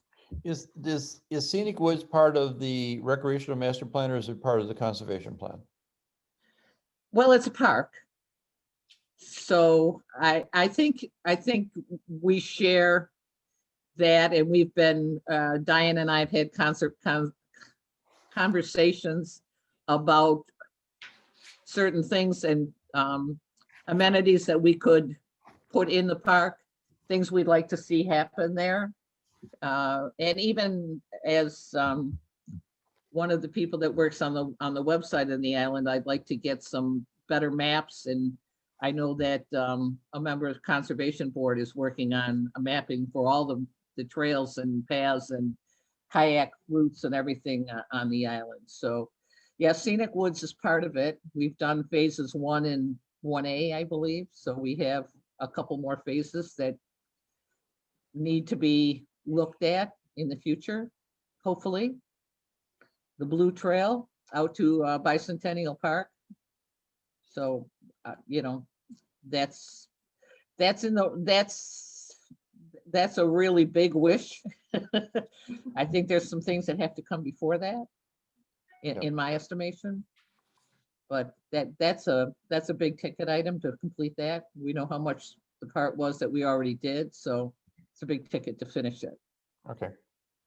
Yep. Anybody got questions for Judy? Yeah, I have a question. The Fire. master plan is supposed to have a thorough inventory of existing public recreational assets and includes long-term improvements and enhancements.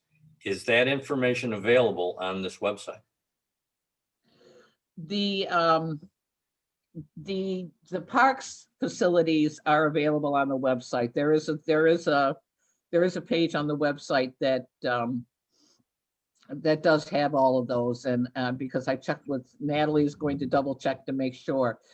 As far as the other part of it, Larry, let me go back to what It doesn't say just town facilities. Provides a thorough inventory of existing public recreational assets and includes long-term improvements and enhancements.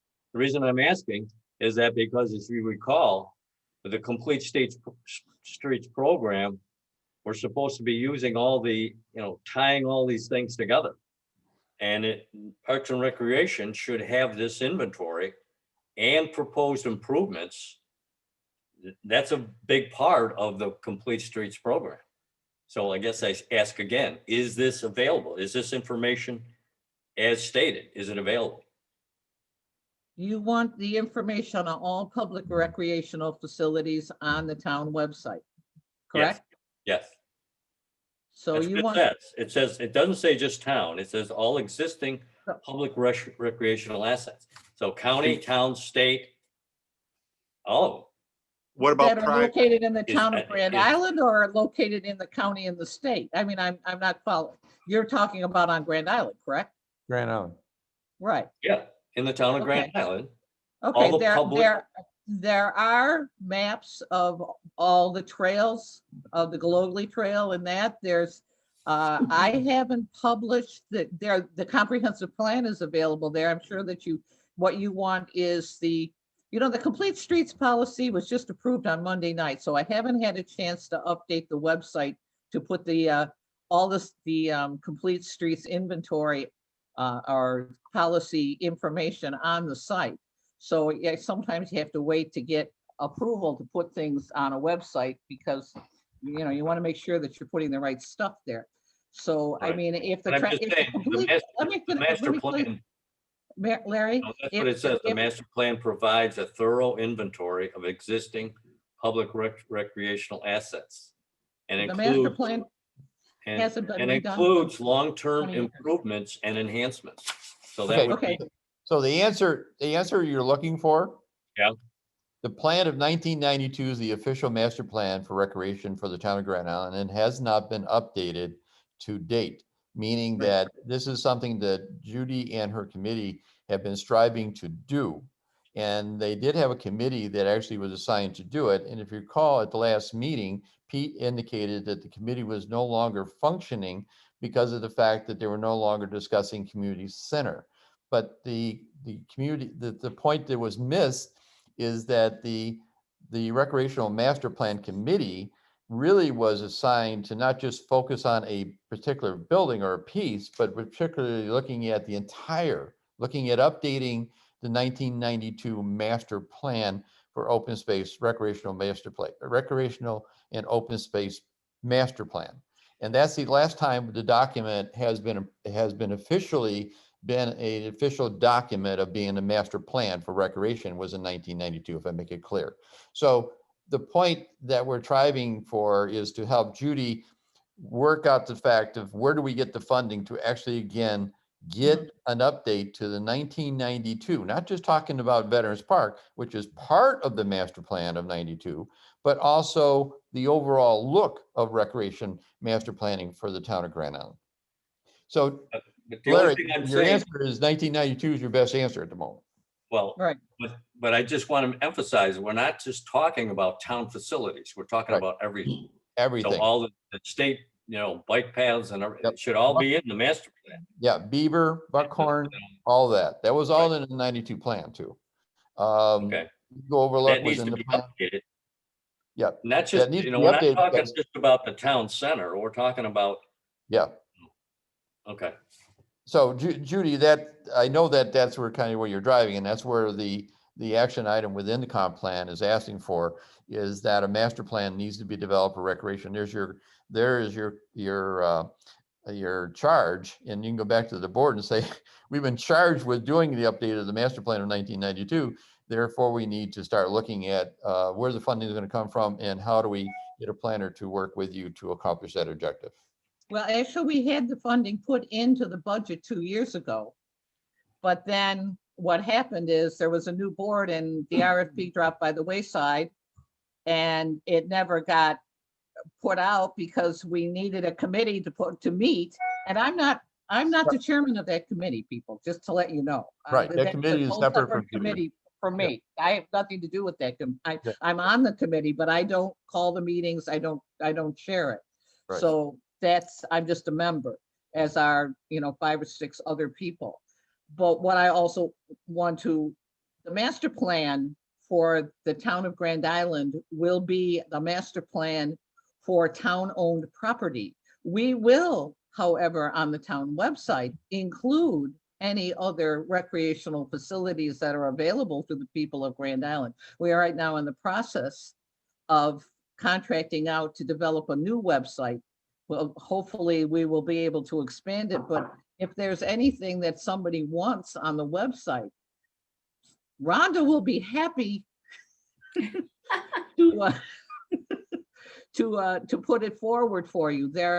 All the trail systems on Grand Island, Galogly, Beaver Island, Buckhorn, Scenic Woods, the Nike base, all of those are available on the town website. There are trail maps there for all of them.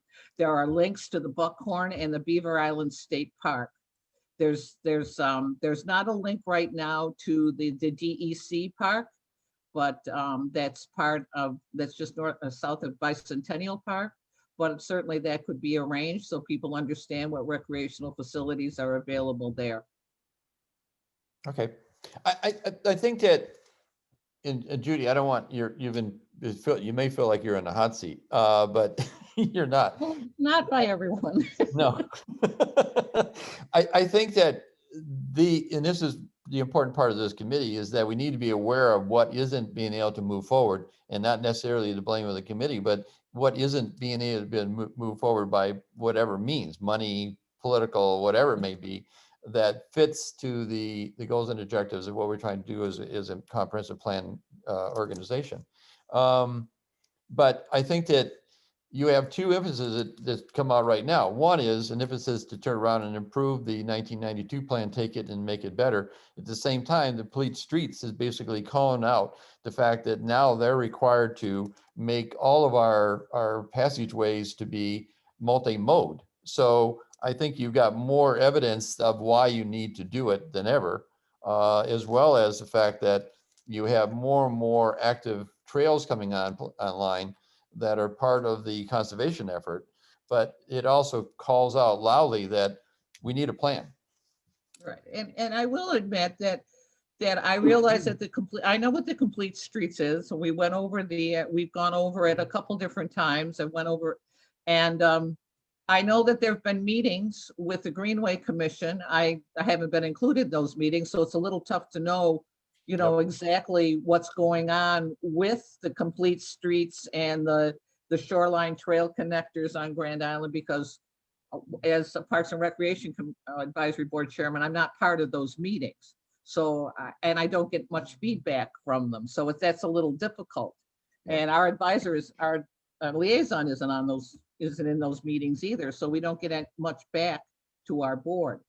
So that's a little difficult, but anything that anybody wants on the website to be looked at by the Parks and Recreation Advisory Board, all they have to do is just send it on to us, and we'd be more than willing to discuss it, work on it, put it on the website. I can put stuff on the website. If you need something put there, just let me know. It's not a big deal to me. So if you see that there's something lacking, June, historical preservation, Diane has come to me a couple times with stuff to go on there for conservation. So in June, you want something there for historic preservation? I you bring it to me. I don't mind putting it there, run it through Rhonda. She'll send it out to me because I know Rhonda's really busy. And sometimes it's just as simple for her to send it on to me and I'll do it. Same with traffic safety, but Larry, if there's something you want on there, send it to Rhonda. She can shoot it out to me, and I've got plenty of time to put it there. So that's off topic, but I just wanted to make that point. Okay, I appreciate your comments, Judy, and I think it's important for us to know where we stand on a lot of these issues, and nor do we believe that to be resolved overnight either. But we're going to look at what can be done to move us forward and see if we can build consensus along the way. I have to ask a question to Larry for a moment. When do you expect them to appoint the committee that was part of the Complete Streets? And I don't know why you're asking me that. Well, Complete Streets came out of the transportation. Yeah, wow. So the question is, you're putting the cart before the horse. So, but you would have more knowledge about if there were timing involved, wouldn't you? Maybe not. I have no idea. I haven't looked into it. Okay. I mean, obviously, we're not looking to the Traffic Advisory Board to talk about how the Complete Streets is going to implement recreation, but obviously that's going to be one of the questions put before that actual committee that's actually going to get formed is, what do you want as far as knowledge? What do you want? What do you expect from other groups? And if you recall, one of the first things that's required is an inventory. Yes. An up-to-date inventory, not just of town facilities, of all the facilities. Yes. And before you jump into anything, you got to know what you have. Well, yeah, you've got to do an inventory and then see what your opportunities and to me, the master plan indicates that it will have an inventory. So I'm saying that's Nothing's gonna happen until you have an inventory. Yeah. that I need committee's a gonna have- definition of what you want included in an inventory of recreational facilities, right? I mean, like I said, I don't know. I mean, I can give you one. It's not, it's not it's not a problem. I don't have any problem with that, but, and it's Parks and Rec, Parks has an inventory. In fact, so sure. Let me take a look at the complete streets, and I mean, we've got Veterans Park, Nike Base, neighborhood pocket parks. I think we got about 9 or 10 of those. We've got a trail system, Scenic Woods, Nike Bay, Shoreline Trail, linear bike path. We've got all kinds of stuff. Sure, we can make a definitive list for complete streets. And there also be another list that you will look at the list that was given to our insurance coverage people, that they're actually covering under our insurance policies. There would be a complete index of what exactly is covered under our liability insurance and so on. So that may be another source of knowledge of where the inventory of assets are. Well, I mean, the town has plenty of land on Grand Island that isn't considered parkland. It's just a vacant residential land. I mean, Yeah. we own about, a few hundred acres of land on Grand Island, over and above the sewer treatment plants and the government buildings and the parks. There's lots of little pieces of property all over the island. And those are on maps. 400 acres. Right, and those are on maps. Those also include the school property ownership, which is also the public property, the private property, Right. or public property by government. I So ask a that's- question. Go ahead. When we're talking about parks and recreation on the island, are we talking about just, this goes to Larry's question, I guess, are we talking about just the town-owned parks and recreation? Or are we talking about private things such as the yacht clubs that are on the island, marinas, that sort of thing? I'm just wondering how that would interact with planning for streets, for instance. I mean, if you had a boat, let's say you have a boat and you trailer it, and you're going to have to use public roads to get to a marina, wouldn't that overlap between recreation and parks and the building of roads and streets? I don't understand how this works together, and I'm just asking the question because I'm trying to see how these things mesh, which is what I gather we're supposed to be doing on this committee. I think the complete streets policy has to come from the advisory board that authored it, so that they would have a better insight to what they expect to be included in it, and they could then counsel the rest of us on what our part would be in it. That would be my take on it. So that's what I'm getting tonight is, I believe that Parks and Recreation has to look at the town parks and the recreation facilities. I certainly would include the other recreational facilities, but whether I would include the things that are controlled by the county and the state DOTs, then that might be something that wouldn't really be in the realm of the Parks and Recreation, but maybe coordinating signage and such, and developing wayfinding and street and maps and how it relate to ecotourism along with EDAB and whatever their marketing is going to be, then perhaps that's the way it would go. And certainly your historic sites, June, would also, there's some of them could be their national landmarks, and they could be part of recreation and tourism. Yes, I agree. That's one of the things that we need to do. I mean, even Riverly is in a park, so, and there's a bike path down there, Spalding Trail, that leads off of there, which can also take the complete streets through Ferry Village. And of course, there is a Ferry Village master plan too. I don't know if that's ever been updated, but. No, we're going to talk about that in a minute. So, so there's all that. Yeah, I would say that we go back to the understanding that recreation needs to have a complete understanding of its assets and what it has and what it doesn't have and what it needs to do to accomplish that understanding of how we're going to plan out recreation. But it also should indicate in a subnote that we have state parks, we have these other parks. They wouldn't be something that you would manage, but to be noted as they're there, which means we may not need as much recreational space because we do have them.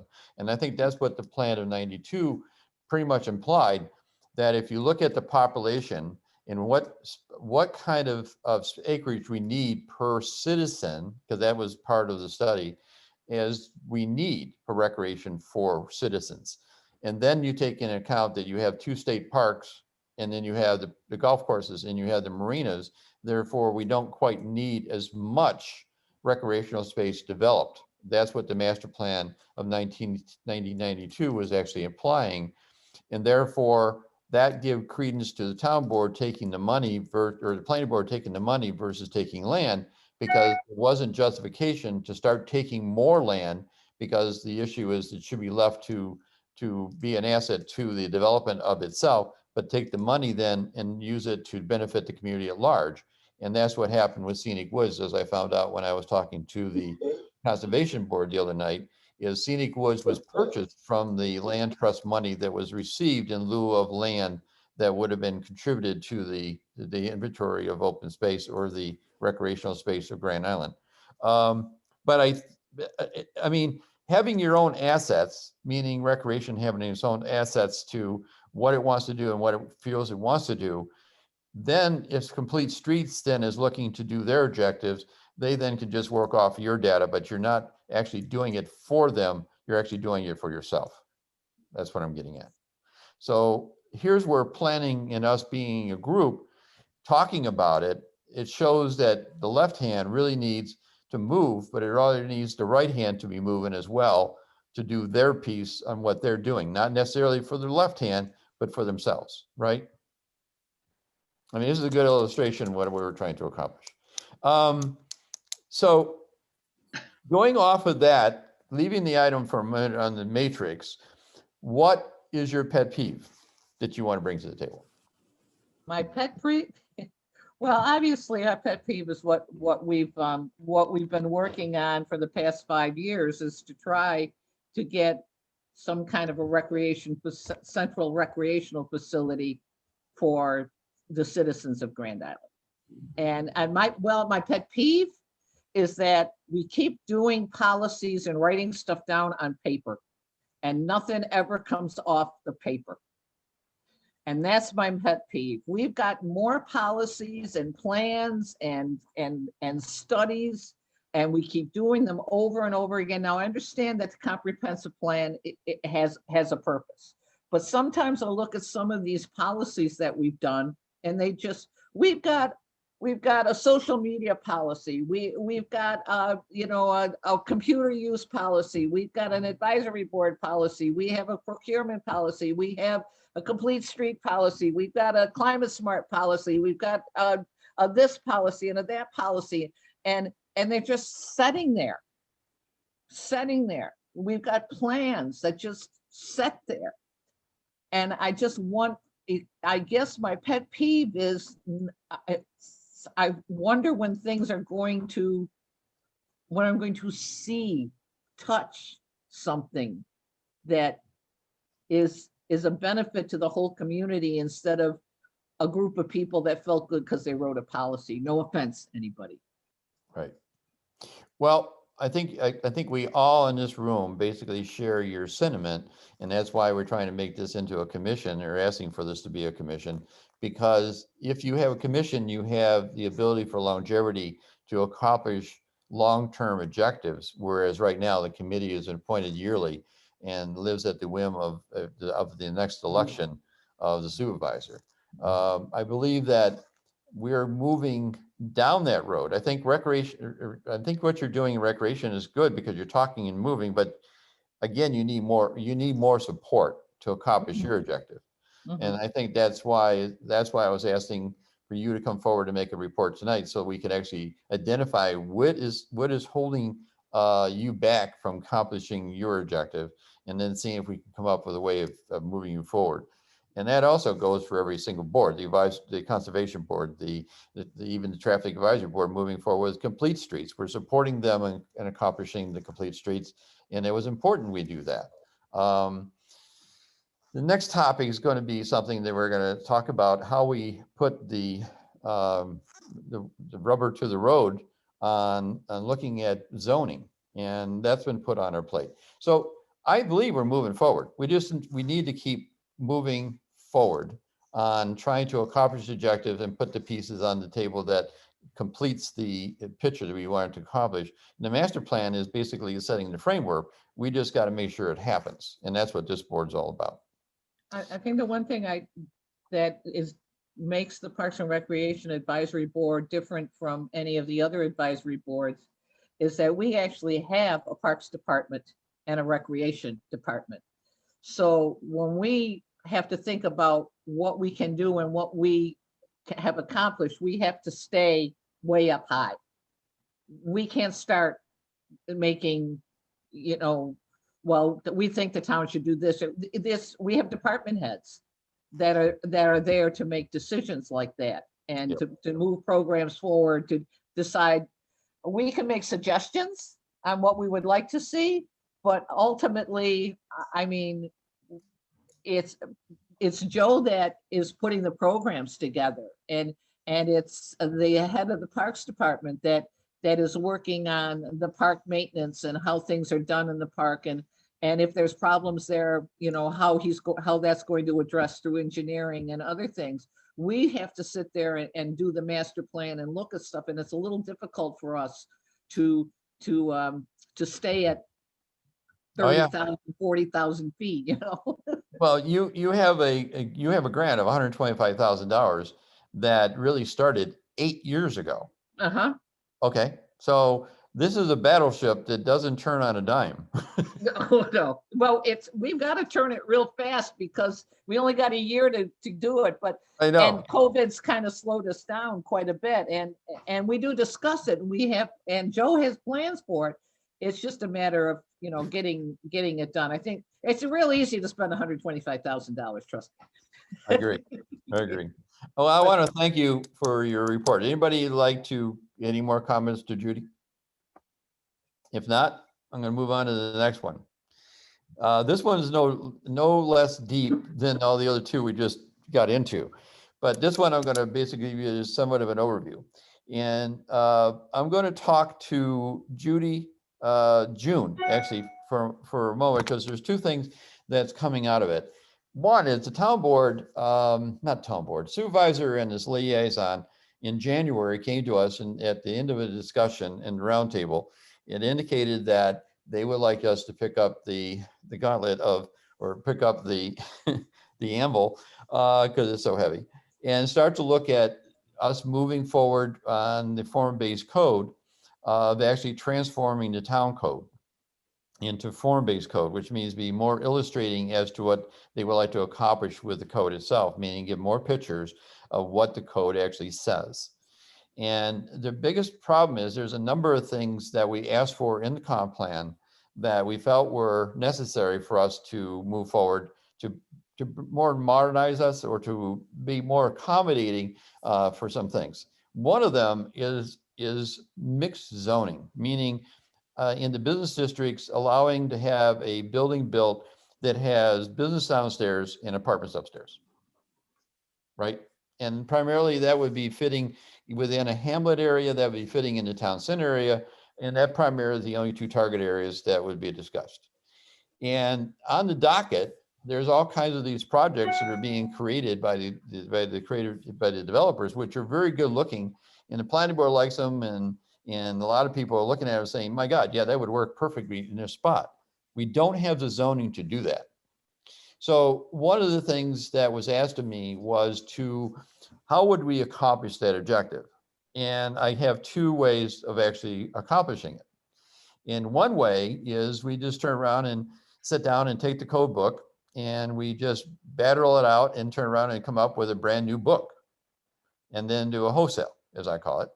The second one is that we turn around and do it piecemeal, which means that I'm going to take the code book and then start looking at all the different code elements, like what is an R1A, B, M1, and then start looking at how that code could change to fit what we're trying to accomplish within the comprehensive plan. And so in discussing it with the politicals, the bottom line is they would rather see us to do it piecemeal, which I totally agree with. And there's where longevity of this board becomes very important. Because once we embark on that trip, it's going to be a long haul. And it's also going to be somewhat of a bumpy one, because there's going to be a whole lot of public hearings that are involved in this, with us creating stuff, sending it to the town board sending it to the planning board, sending it to the public hearings, and so on and so forth. But there really is a need, and I can see the pressure building, because more and more people are making comments saying, when are you going to do this? And the town board feels that it needs to be done in a comprehensive manner. So I've had the discussion in the past with you all, talking about Ferry Village, and looking at it that in the master plan, we actually called for development of hamlets. Ferry Village is a hamlet, Love Road is a hamlet, Long Road is a hamlet, the Ransom Road area is a hamlet, and East River in Whitehaven is a hamlet. The two that seem to be, there's actually three of them that are perking, that really are begging for a design or begging for directive, is one, building a historical village within Ferry Village with the participation of the residents to actually develop that into a hamlet that becomes a historical district. The other one that's really pressing hard, because there's a development there sitting that is ready to move and is asking for variances, but those variances are asking for modification in zoning. And that's in Love Road, with the fact that they want to build a facility that has mixed use, which fits into the design. In a lot of the planners, town planning board, and so forth, feel that it would fit within that area. And if it, but it's begging again for a design that's it's comprehensive to that area. So I've had discussions with people, and the issue came back is, when is the long range planning committee going to pick it up and move it? So what I'm going to ask tonight is that we start to aggressively look at how we're going to do this. There are grants available to look at these. And there's also a grant available to look at the center of town, to actually build and complete the designs for the town center, and look at the code that's already in place, which is also the performance code, which I believe needs to be updated. And I think Peter Procola has basically talked to this one in the past, and I agree with him that we need to address that. And so does the town board members and the planning board agree that we need to come up with a method for actually making it more. They now experimented with it. They find some flaws with it, but they also find a lot of benefits to it. But it does need some adjusting. So I know we're up to our ears in the LWRP, but I think maybe it's time we start looking at granting of doing some of these projects. And I'm going to look to you all, because June, it has to be done for Ferry Village in cooperation with the residents of that area. Oh, I'm well aware of that. Okay, I'm not even going to tiptoe into that area unless they're actually, and again, this board has the ability to turn around and spin off a subgroup that actually would develop it. Doesn't mean you all are going to be doing it, but if you want to be in the middle of it, you can be.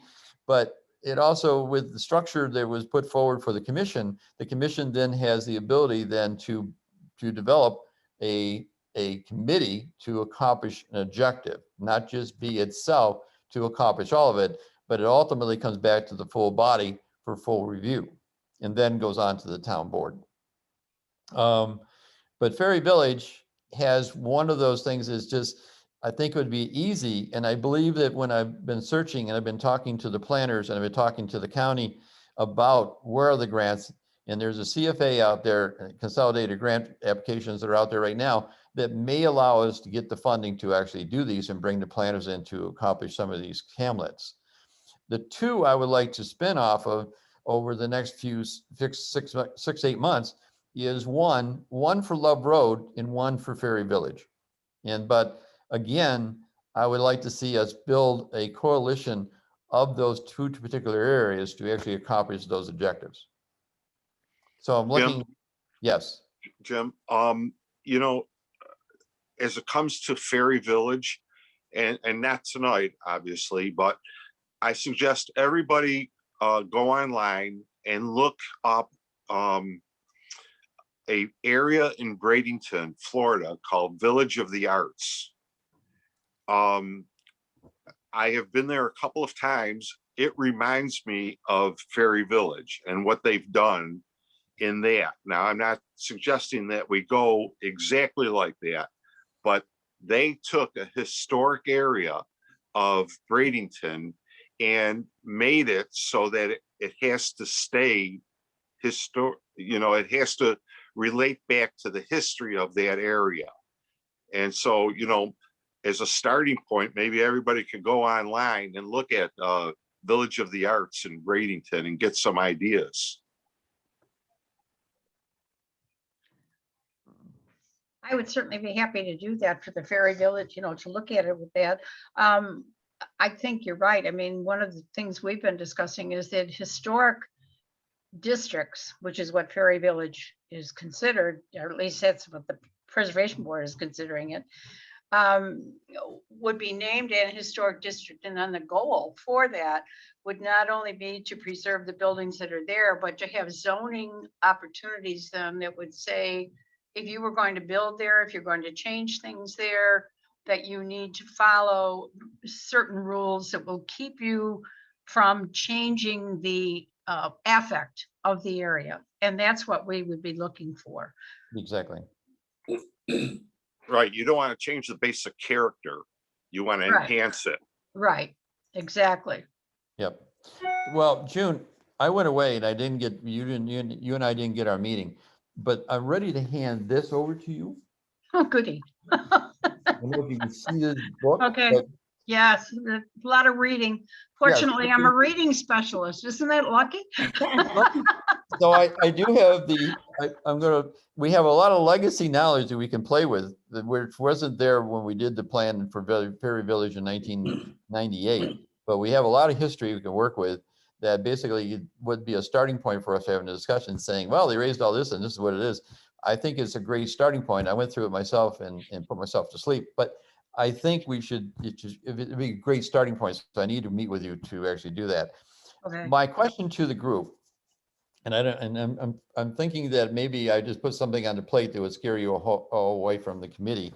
But are you in favor of looking at us going forward with that concept and targeting Love Road and targeting Ferry Village for two separate?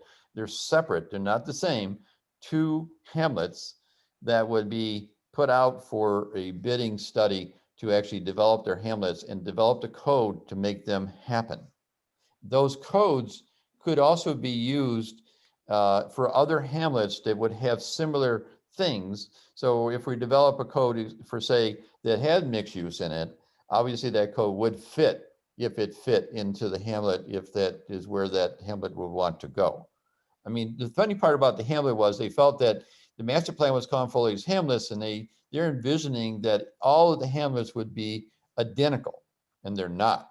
They're all different because they all have different characteristics. Therefore, they would not be a carbon copy of each other. But they may have some similarity because we need to have similarity within our community, so we have consistency of design and standards and opportunities. So Jim, could you repeat what you're asking of us? Just boil it down a little. Okay, I guess what I'm asking for is I'm willing to put this on the table, and it's going to be put on the table for you all to be participating in it. And I'm willing to go down this road, but I don't want to go down the road if the committee doesn't want to go down that road. So this would be for studies? This would be to develop a hamlet design Okay, and code to implement. okay, I got it, okay. So my question for that, and I appreciate the desire to focus on a couple specific areas and get those right, that then we have a template of sorts. But my concern, and maybe this is just my ignorance, is aren't we recreating a situation where we're going to have patchwork of codes and zoning? To me, it seems like we have to relook at all this plethora of zoning codes that we have, really decide which kind of codes and zoning we want to have on the island, then see how those apply to, you know, Ferry Village and Love Road area, rather than, my concern is if we look at these two areas, all we're going to do is keep trying to use the zoning and the codes that currently already exist. And then all we're going to do is keep perpetuating the same problem. Correct. And that's exactly what I was getting at. Each of the hamlets are different. Each of the code would be different to a degree of making that happen. You can't use the existing code to turn around and make everything happen. In other words, I'll get an illustration. Right now, Ferry Village is in dire straits from my perspective from planning. And the reason I'm saying it is that Ferry Village is unique. It has side yards that are tight. It has setbacks that are different. And the bottom line is the village was built as a village. But if you use today's code, they will turn into a subdivision. And they would be declaring every day when they went to do something, they have to go to the ZBA to get an exception to the rule. So to me, Ferry Village needs its own definition with its own coding that basically says the side yards of this zone is going to be X, which would be different than what a side yard is in the middle of Grand Island. And right now we do have that scenario already. The town center code is different in the center of town than it is on the two shoulders outside of the town center. Their coding is different. So we already have a uniqueness that is done, and the town center is a hamlet.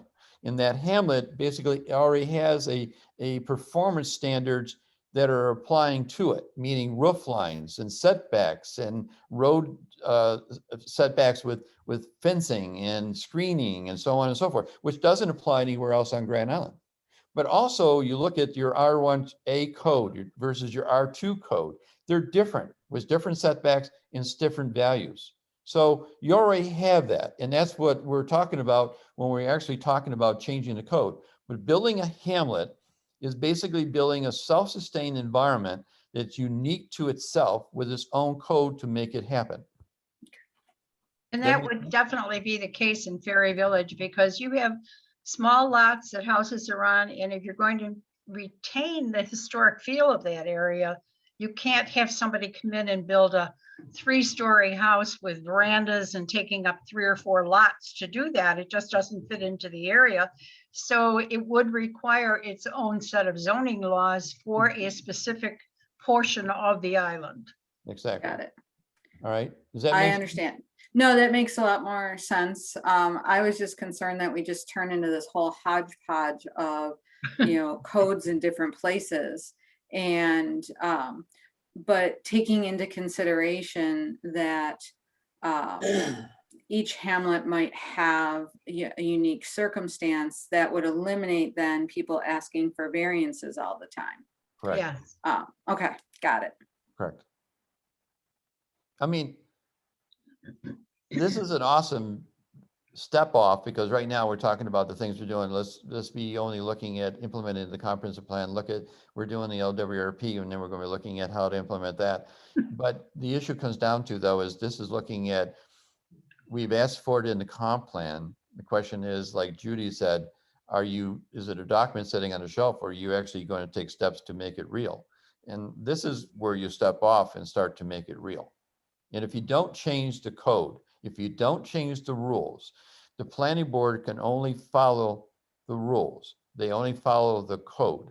They're not there to reinterpret the code, only to apply the code. And that's where the long range planning comes in, is that it basically, if you want us to change the way we do things, the only way that applies is to change the code that is used to implement. And that's what our task is to actually look at the code book and try to then change it to fit the comp plan itself, which is asking for us to do things a little differently than we're already doing them, because there are things that the code does that drives us crazy.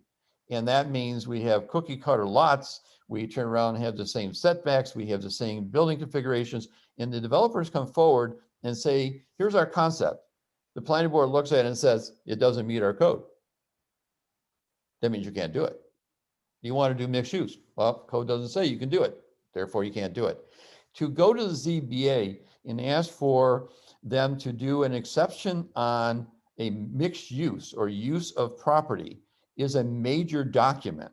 It has to show economic reasons for actually doing it differently. Therefore, it becomes very inhibitive to actually try to accomplish the objective. And that's why it just keeps getting thrown back over to me from looking at as the chairman of long range planning. Your document says to do it, but you haven't given us the ability to do it. That's what's sitting on my plate when I hear from people. And that's coming from the town board level, as well as from the developer level, as well as from the planning board level. If Dave was here, he'd be chiming all over this. But I didn't want to come back and say, we're going to step off and go in this direction without your support, because it means you all turn around looking at things and saying, yep, yep, yep. And the other issue is it's going to be your role to turn around.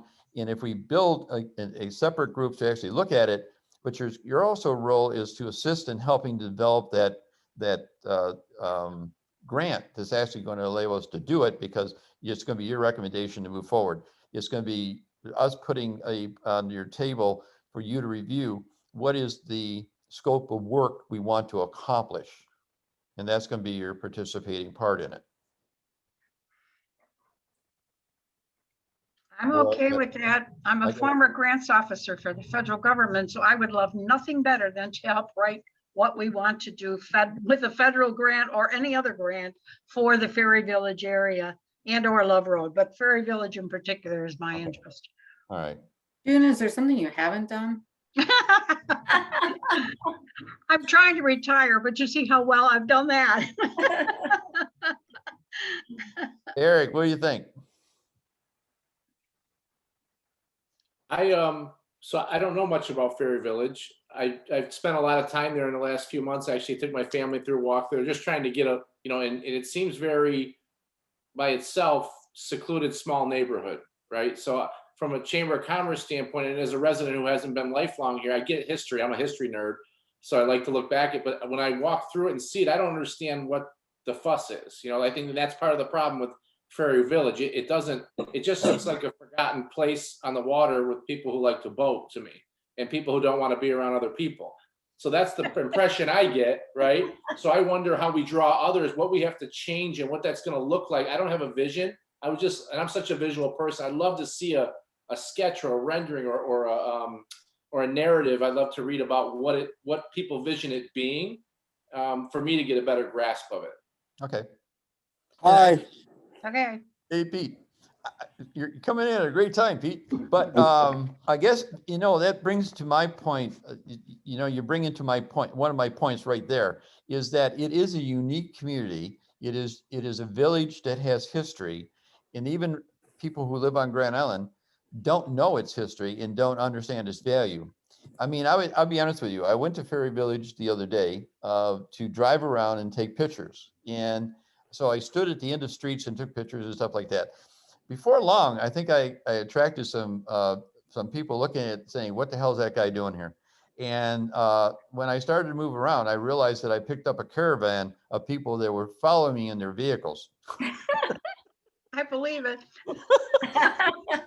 And that's not a negative statement. That means that they're paying attention to their own community and looking out for people that are kind of looking at them and saying, why are you here? And they never come up to me and ask me why. It just kind of followed me around. And then I kind of peeled off and left the village and went, and they just dropped off. But my feeling is I'm looking at it saying, I wouldn't want to venture there, because they really need the feeling that they're actually looking at trying to create and protect what they have there, but also with the opportunity, possibly what could possibly happen for them in a positive way. And what makes a hamlet? A hamlet is when you have residential and commercial coexisting together within a confined area. And you have a marina there, you got two marinas sitting in it, you have a couple of restaurants sitting in it, you have the state tucked up to one side of it. So you have this potential of conflicts within the code and within the use of land. And that's when you really want to look at a hamlet design that builds a cohesive way of them coexisting within an environment with rules that then are applied on how they will behave between each other. And that's kind of how I define what a hamlet is. But that is what we're trying to accomplish here, but we need to do it with their understanding and their participation. But Jim, if I could add too, the Pete always says it, I think really well, the sense of place thing is really a thing that resonates with me when Pete says it there, because I also, as a chamber president, would like to understand how protecting, renovating, whatever happens over there benefits the community as a whole, not just protecting a small piece of the community that's really tucked away. And not that there's wrong with protecting anything, but I'd like to know that so I could champion it, understand it, get behind it, be passionate about it. Right now, it just seems like, and then June, you said something about like historic preservation. I'm thinking that's going to push more requirement on those. Do those people know that? Are they on board? So I got a lot of questions I'd love to sit and talk about, Right, and I'd love to do that because, yes, quite frankly, part of having it named in a historic district and working with folks over there would actually, if they agree to go along with this, or enough of them do, would make them eligible for grants and credits that they could get that would benefit them tax-wise, would help them to get better prices on things like replacing a roof, as long as they followed some of the guidelines that wouldn't change the entire, you don't want somebody putting on a southwest roof on a little house over in Ferry Village. That's the kind of thing. So there would be some definite benefits to the people who live over there, but also it preserves the history of Grand Island, and that's where the majority of the ferry boats came in. This is where the first post office was. This is where the first switchboard was. All of these things, the store where everybody on the island went to buy their supplies and whatever. And those are the types of things that we would want to make people aware of and make it a part of a recreational area. That's why I ask about what does recreation of parks cover, because I think something like Ferry Village would become a portion of that on the island, but part of the recreation and parks interests that people would have. Besides that, it's connected to River Lee in the sense that there's a path that runs from Ferry Village right along through the park and ends up going through the gates and into the front yard of River Lee. So it connects to the history with Grover Cleveland. So that's the other thing that we're looking at, is trying to connect those pieces of it and to make more people aware of what's going on. When we take the children over there on those fourth grade bus tours, they're just fascinated. And then their parents are very interested in following up on that sort of thing. And I think that's what's helped to raise the awareness of this throughout the last few years. If that helps. And we're going to try to do a couple of tours when the weather gets better. So I'll make sure, Eric, that you and your family are included in a tour. How's that? We'll love it. It'll be a no cell phone day. Well, promise you, I will do that. But You don't take also, pictures June, of do the you cell have, phone. well, you know what? It's interesting because Blue Water's over there, Casey's, which is smaller, Yep. the Village Inn. They constantly ask about the integration of business, and then the feel you get is kind of people over there. To Jim's point with the pictures, might not want a whole lot of people over there. So I'm just curious, like how that. I think there's a way to maybe always to make that work, but it'd be an interesting conversation. I'd love to see the vision. Okay. Well, my opinion, Perhaps we could- oh, and my I'm opinion sorry. here is on this, not to jump on top of it. My initiative here is this. I have targeted two areas that I think we should target for doing the Hamlet study. If Ferry Village came back and said, don't touch us, stay away from us, well then it makes it easy if we're going to Love Road, because Love Road is chiming to turn around and do something. So to me, I like to then offer it up though, because I think the historical preservation side of Ferry Village is to me very attractive and one that fits in it, but it really needs to be embraced by them. That's where I'm at. But I like to at least take the leap to move forward and start to do grant writing to actually see if we can collect the funding to actually develop the town center or the the hamlet designs for one of the two, if not both. Sounds good. All right. I don't I'm want on to, board. I've already taken you over a half hour over your 2-hour limit. And I apologize for that. I'm sure it's not because I'm a poor chair at the moment, but I'm just so fascinated by what we've gotten into. And I think we've had a very good meeting. And I think we have accomplished a lot in what we've done. Every time we have a meeting, it just helps us get better focused at where we want to go and what we're doing. With that, I am going to turn around and start talking to the grant writers and the people I know that are talking about the CFAs that allow us to maybe accomplish this, and then come back to you at the next meeting, which our next meeting is going to be the LWRP. With that, I am now going to move to roundtable. Does anybody want to share? I have a question for Pete. Pete, I saw you posted somewhere more recently again. I don't know if you sent an email or a post, but just those examples about the current development and what it looks like. I just can't find it. Did you email that, or where is that? So I want to look at it again. Current development, I don't know if. Peter, Calamity. Is that Pete Capola or Pete Capola, Barson? I'm sorry. I said Calamity. Okay, I got it. Eric, I sent it as an attachment to it of an email. Okay, I'll look for it. I got it. I printed it out, so. I got it too. And Pete, I really appreciated a lot of your comments. Pete, I missed that, but I got the comment back from Justin, who was very fascinated by it. So I need to find that attachment. I found the email, but I didn't find the attachment. So I've got to dig it out somehow. All right, let me know if you want. Let me know if you need another copy. I do think we should discuss some of your ideas at some point, Pete. Yeah, I think the town center is getting away from us. That's my feeling. Yeah, I think so. It's going like gangbusters. I'm sitting here going, holy smokes. And there's property ownerships that are changing like crazy as well. So I'm sitting there going, wow.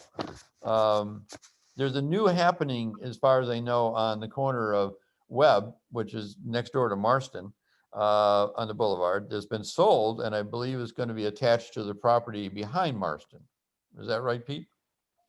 that was the last discussion, but I don't know if it's actually solidified yet or not.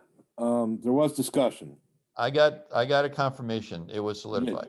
Okay, Money changed hands. okay. That I haven't heard yet, so. Okay. Well, we'll love to see what that means going forward. And I think the committee ought to look at what has been presented to the planning board as a balloon. We'll talk about that. What that does is that basically enables them to apply for a PDD, because now they've met the 25-acre minimum, because that property attaches to the backland. So now they can come in correctly and apply for a mixed use type project. And all the stuff I saw for them was mixed use, primarily mixed use with some patio homes, which aren't allowed in town center, and some higher density residential, apartment style living or townhouse style living.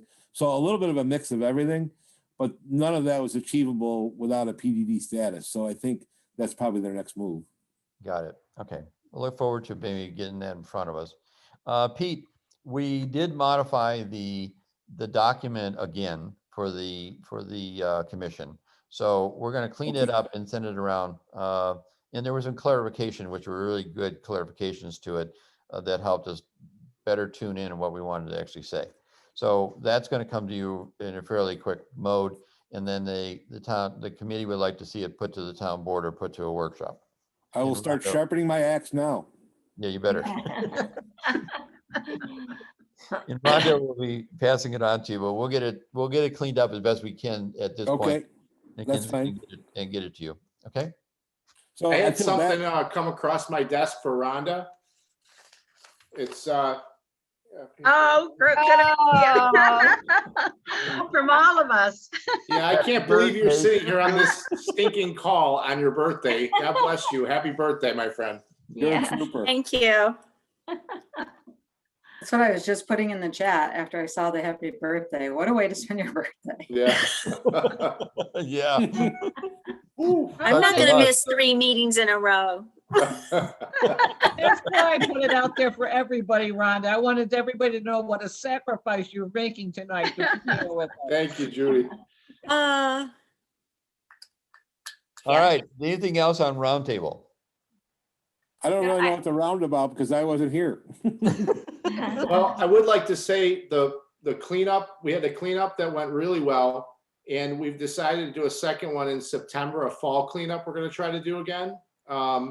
We had over 270 bags of garbage was the final count. And that doesn't include what people disposed who did West River, the Riverkeeper group, which was a huge effort, and some, or Rotaries, which was separate. So there's had to be 300-400 bags of garbage by the time we were done. We had over 200 participants. We gave some prizes around, we gave away. So we're gonna do another one in the fall after the summer season ends to kind of clean up before winter hits. And you should be hearing a lot about that. Big Dick Crawford and Jen Baney and Deb Whalen helped to organize. So just thanks for everyone who was involved in me listening. We really want to try to make the big one. I'd like to get 400 or 500 people out in the fall. That's great. Thank you, Eric, for all you did. Yeah, no Also, doubt. I can report that on the same day, we gave away 300 tree seedlings. And they went really quickly, and we feel like we could order even more for another year. So that went really well. It's good. Awesome. And I'd like to say that over the past week, we've been interviewing people to redo the website and bring a new website and a fresh face for the town, to the public. And once we make a decision, I would like to reach out to all the advisory boards to get their opinions on things so that we can, I'm going to be looking at EDAB and historic and traffic, everyone, just, and even you, Eric, just to make sure that we can market the island and present our best space out there to the people, and what we can put on the site, what they need to see and what's important for the citizens of Grand Island and what they need. So that's something that we really want to do a better job at. This website right now sometimes it's a little difficult to navigate. So we're hoping to make it a go-to place for the community to find things. That's just that should be coming. It's going to take us about 5 months, I believe, but we're hopeful to move that forward. We're excited about that, Judy. Actually, I asked Kim McMahon and to put together like the top 10 things that we get called for at the chamber that are really town information. So she was going to put those together, and I don't know if she's going to put them through Jen Pusatir or something just to share them. But we have a significant, there's always the garbage question, so we have those kind of ready, but maybe there's a way to fit them into the, FAQ or something. I think there's going to be a how do I, or how do, Yeah. how do I main menu item, and which I think will help a lot to just point people, so they don't have to keep searching all over the website to find out, how do I get a building permit? How do I get this? How do I get that? So I think you're going to see a big change. Rhonda and I were in the presentations yesterday afternoon, and they were really exciting, and they really offered some new capabilities and amenities to a new site for us. So I think if I could just inject, I think that one of the things I liked about the 2 sites yesterday, they seem more resident focused. And when I say that, you don't need to understand the internal workings of the town to navigate the site. I find that to be a little difficult with our current site. You need to kind of know what engineering does to know how to get to a water quality report, or, you have to know too much about how the town works to navigate it. And that's just my new eyes on this stuff, seeing it Right. Yeah, trying to reduce the number of clicks it takes to get to what you want. anywhere. Yeah. Cool. Okay, cool. I said that I was going to share with you the comments coming from the ZBA members, which is Double D and Marion Fabiano. They fill my ear full of modifications that are being happening, like I indicated earlier, that should be addressed when we start to look at code and so forth. And they want to be in the room. So they said, you're sitting on top of our meeting, and could you move the next meeting so that we could be there? As a matter of fact, we would bring the whole ZBA meeting or the whole ZBA board to your meeting to talk about the code and talk about the things that they felt should be addressed within the code itself if we're going to step into that arena. So that was, they are watching and they are listening, and they want their 2 cents. And there's where we got to look at what is the next meeting, which is June 3rd, which is ZBA night.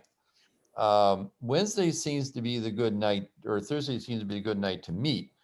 But I don't know if we can move the next meeting, or basically we'll be talking about the code not at the next meeting. We actually talk about it at the following meeting. So we're looking at July meeting being moved. So that for the LWP is going to be set up for the June 3rd meeting, but the July meeting is definitely going to be a meeting where I like to focus on code, talking, and me bringing back to you any findings I can on the CFAs and everything to get grants to actually start looking at hamlet development for Fair Village and for looking at Love Road. CFA's, Jim, in June? They're due Yes. the end of July? Yes. We have enough time? We have time. I've been working with Justin and stuff like that, because he has his eyes on a couple of things. So I asked him to start looking at this, and I haven't talked to Bernie Rotella about it, but I talked to Justin about it, and he's watching it like a hawk. So he feels there is an opportunity with CFAs now because they moved them down because of COVID. Right, there weren't any last year. I hadn't Right. looked this year yet to see if there was any Right, guidelines for 2021 yet. right. But there are, okay. He says that there is, and there's opportunities. We need to work on it quickly or fairly quickly if we're going to move. Okay. But that's why I said that, that's why I put on our meeting tonight to discuss.